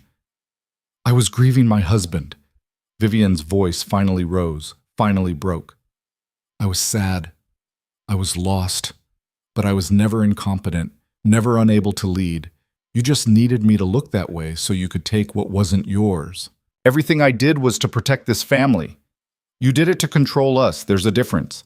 Nolan moved closer to Adrian, and there was something dangerous in his expression. "You stood next to me at my wife's funeral, held my daughter when I couldn't, convinced me you were the only person I could trust, and the whole time you were planning this. Nolan, listen to me. No, you listen." Nolan's voice shook with rage barely held in check. "You used my grief as a weapon, used my fear of losing my mother to manipulate me into becoming her jailer. You made me the villain in her story while you played the hero. And I was so desperate to protect what I had left that I didn't see it." Adrian looked around the room, seeing no allies, no escape. "You're making a mistake. All of you. Vivian needs protection. She needs someone to manage her affairs before she makes decisions that could destroy everything. The only thing that needs destroying here is your access to this foundation." The chairman stood, his expression colder than Lena had ever seen a human face. "Adrian Mercer, as of this moment, you are removed from all foundation positions. Dr. Kensington, I'm reporting you to the medical board with copies of these financial records. Security will escort you both out." 2 security guards appeared as if summoned. Adrian started to protest, then seemed to realize it was over. He grabbed his briefcase, his face twisted with fury and something that looked like genuine hurt. "You'll regret this. All of you. I made this foundation what it is. Without me, without you, we'll be honest. We'll be ethical. We'll be what we were always supposed to be." Vivian's voice was quiet but absolute. "Get out of my building." They escorted Adrian and Dr. Kensington out. The room stayed quiet until the door closed behind them. Then the chairman turned to Vivian. "Mrs. Ashford, I owe you an apology. We all do. We should have questioned these reports, should have insisted on speaking with you directly, should have remembered that disability doesn't equal incompetence." Vivian sat back down, suddenly looking exhausted. "But you didn't. Because it's easier to believe that deaf people are less capable, easier to let someone else make our decisions for us, easier to pretend we're too fragile to handle our own lives." The sharp-eyed woman spoke up. "You're right, and we failed you. The question is, how do we fix it?" Vivian pulled herself together, that steel core reasserting itself. "You approve my education initiative. You give me full authority over its implementation. And you remember that this foundation was built by 2 people, my husband and me. His death doesn't erase my contribution. Done." The chairman didn't even hesitate. "All in favor?" Every hand went up. Unanimous. "Mrs. Ashford, you have full approval and funding for your initiative. I look forward to seeing what you build." He paused. "And I think we need to discuss adding more diverse voices to this board. People who understand that disability is just another way of being human." The meeting dissolved after that. Board members came up to Vivian, some apologizing, some asking questions about the initiative, some just touching her hand like they needed to prove she was real. Nolan stood off to the side, watching his mother reclaim her power, his expression complicated. Lena started to slip away, but Vivian caught her arm. "Stay, please." So Lena stayed, watched Vivian transform from the silent, patient woman at the restaurant into the force of nature she'd always been. watched her command the room with nothing but her presence and her absolute refusal to be diminished. When the last board member finally left, it was just the four of them: Vivian, Nolan, Catherine, and Lena. Vivian sat down heavily, the exhaustion finally showing. "Well, that was terrifying. You were amazing." Catherine's voice was thick with emotion. "The way you faced him down, I was shaking the entire time. I thought I might actually pass out." Vivian looked at her hands. They were trembling slightly. "But I couldn't let him see it, couldn't give him the satisfaction." Nolan crouched beside his mother's chair. "Mom, I'm sorry. For everything. For not listening.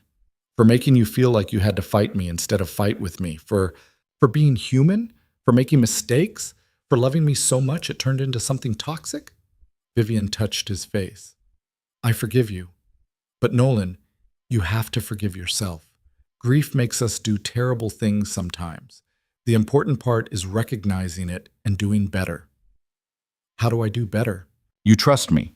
You let me make my own choices even when they scare you. You remember that your job isn't to protect me from life. It's to live life alongside me." She smiled sadly.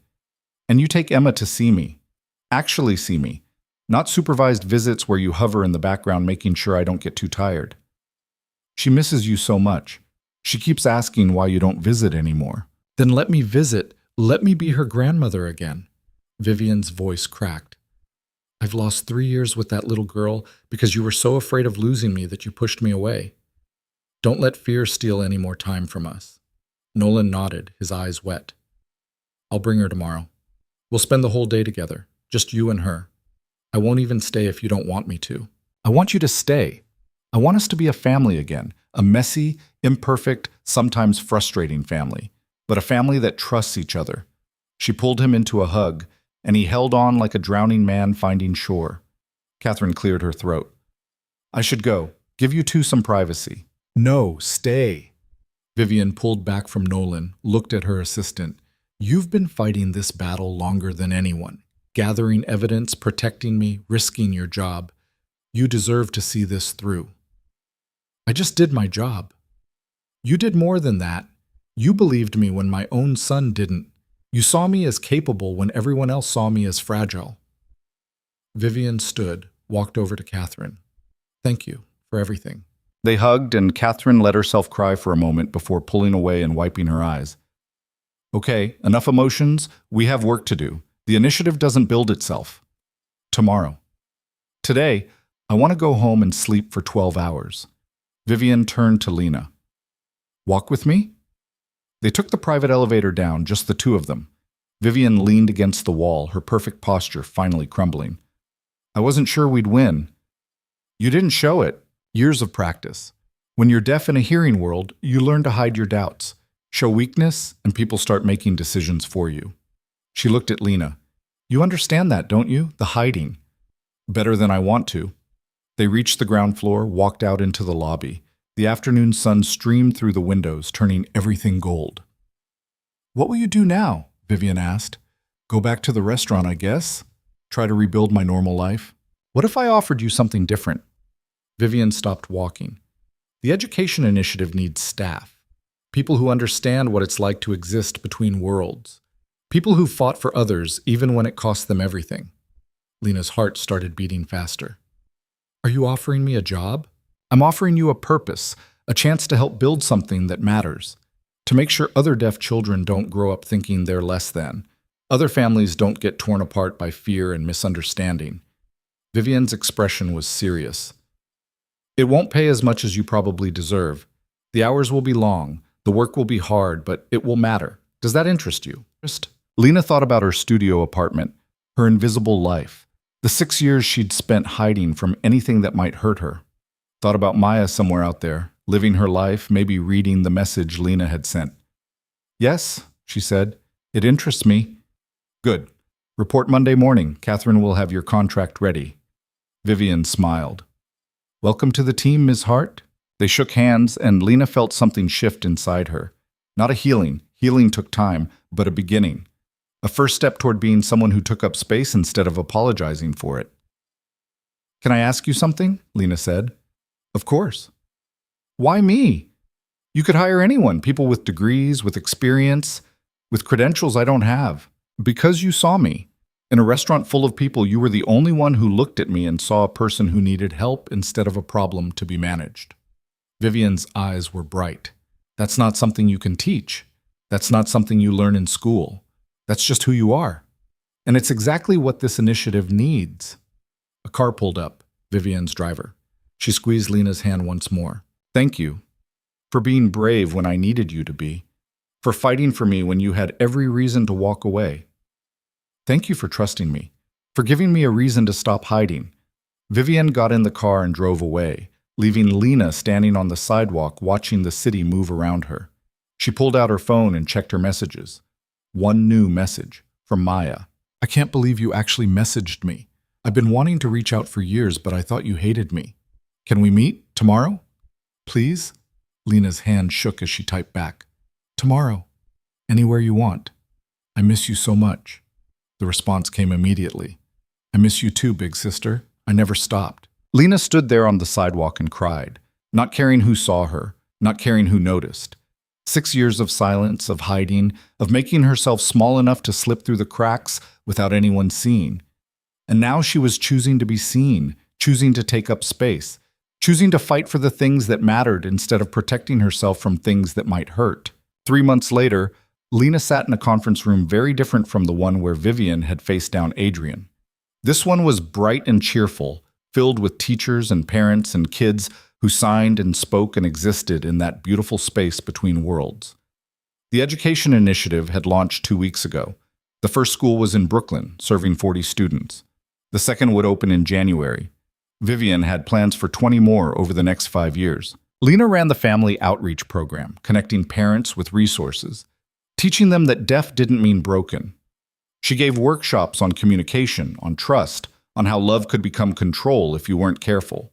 She told her story, the sanitized version, the one that didn't make her parents look like monsters because they weren't. They were just scared, just human, just wrong. Maya came to some of the workshops. They'd been rebuilding their relationship slowly, carefully, learning each other again. Their parents still didn't speak to Lena, but Maya had started pushing back, started insisting on her right to choose her own family. It was messy and hard, and sometimes Lena wondered if it was worth it.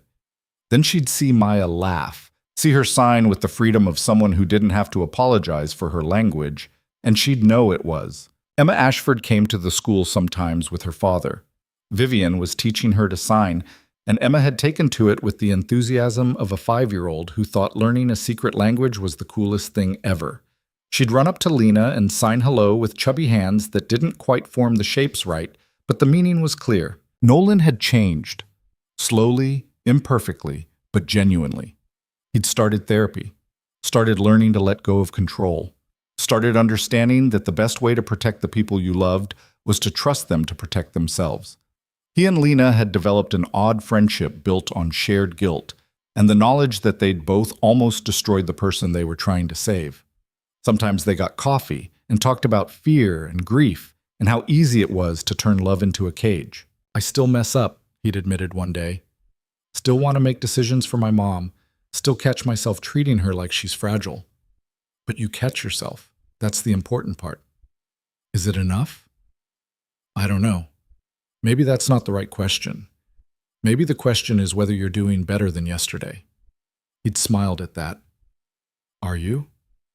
Some days. Other days I'm still that scared girl trying to be invisible. But I'm working on it. Working on it. That seemed to be the theme of everyone's life these days. Not perfection, not some dramatic transformation. Just working on it. Trying, failing sometimes, getting up and trying again. Adrian had disappeared after the hearing. Rumors said he'd moved to Europe, that he was starting over somewhere people didn't know his name. Dr. Kensington had lost his medical license and was facing criminal charges. Neither of them had tried to contact Vivian or Nolan. Maybe they felt too guilty. Maybe they just knew better. Catherine had been promoted to director of operations. She ran the foundation with the same fierce loyalty she'd shown Vivian, but now she had actual authority to back it up. She and Lena had become friends in that way people did when they'd fought a war together and survived. You ever regret it? Catherine asked one day over lunch. Getting involved? You could have just stayed invisible. Every day, Lena admitted, and also never. It's complicated. Everything worth doing usually is. The workshop ended. Parents gathered their kids, signed goodbyes, thanked Lena for her time. A woman approached, new, nervous, clearly overwhelmed. My son was just diagnosed. The doctors keep telling me about all the things he'll never be able to do, about how hard his life will be, about how I need to prepare for disappointment. Her voice broke. I don't know how to help him. I don't know how to be what he needs. Lena took her hands. First, stop listening to people who think deaf is the same as less. Second, learn his language. Actually learn it. Don't just make him learn yours. Third, trust him. Trust that he knows what he needs better than any doctor or therapist or well-meaning relative. What if I mess up? You will. We all do. The question isn't whether you'll make mistakes. It's whether you'll listen when he tells you you're making them. The woman nodded, tears streaming down her face. Thank you for understanding. I'm learning. We all are. That's kind of the point. That evening, Lena sat in her new apartment. Still small, still not fancy, but hers in a way the studio had never been. She'd put up pictures. Maya signing at her wedding. Emma feeding the ducks. Vivian at the school opening, her hands mid-sign, her face radiant with joy. Her phone rang. Vivian. Lena, are you busy? Never too busy for you? What's up? Nolan's planning a family dinner, Sunday night. He wants you there. I'm not family. You're more family than half the people related to us by blood. Please come. Emma specifically requested you. She wants to show you the new signs she learned. Lena smiled. Okay, I'll be there. Good. And Lena? Bring Maya if she's comfortable. She's part of this too. After they hung up, Lena sat in the quiet of her apartment and thought about family. About how it wasn't just the people you were born to. It was the people who saw you, really saw you, and chose you anyway. It was the people who fought for you and with you, and sometimes against you when you needed it. It was messy and complicated, and sometimes it hurt like hell. But it was real. And real was better than perfect any day. She texted Maya. Family dinner Sunday, Vivian's place. Want to come? The response came fast. Will your billionaire friends be weird about my tattoos? Probably. Come anyway. Okay. But if anyone asks me to use my voice instead of signing, I'm leaving. Fair. I'll leave with you. Deal.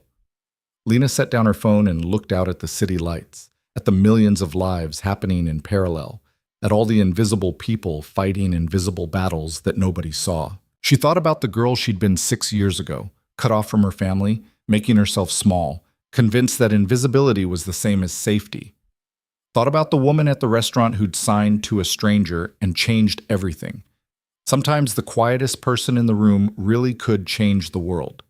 Not by being loud, not by being perfect, but by being brave enough to see someone who needed seeing, by being willing to risk comfort for what was right, by understanding that protection without freedom was just another word for prison, that love without trust was just another word for control, that sometimes the people who hurt us most are the ones who are most afraid of losing us.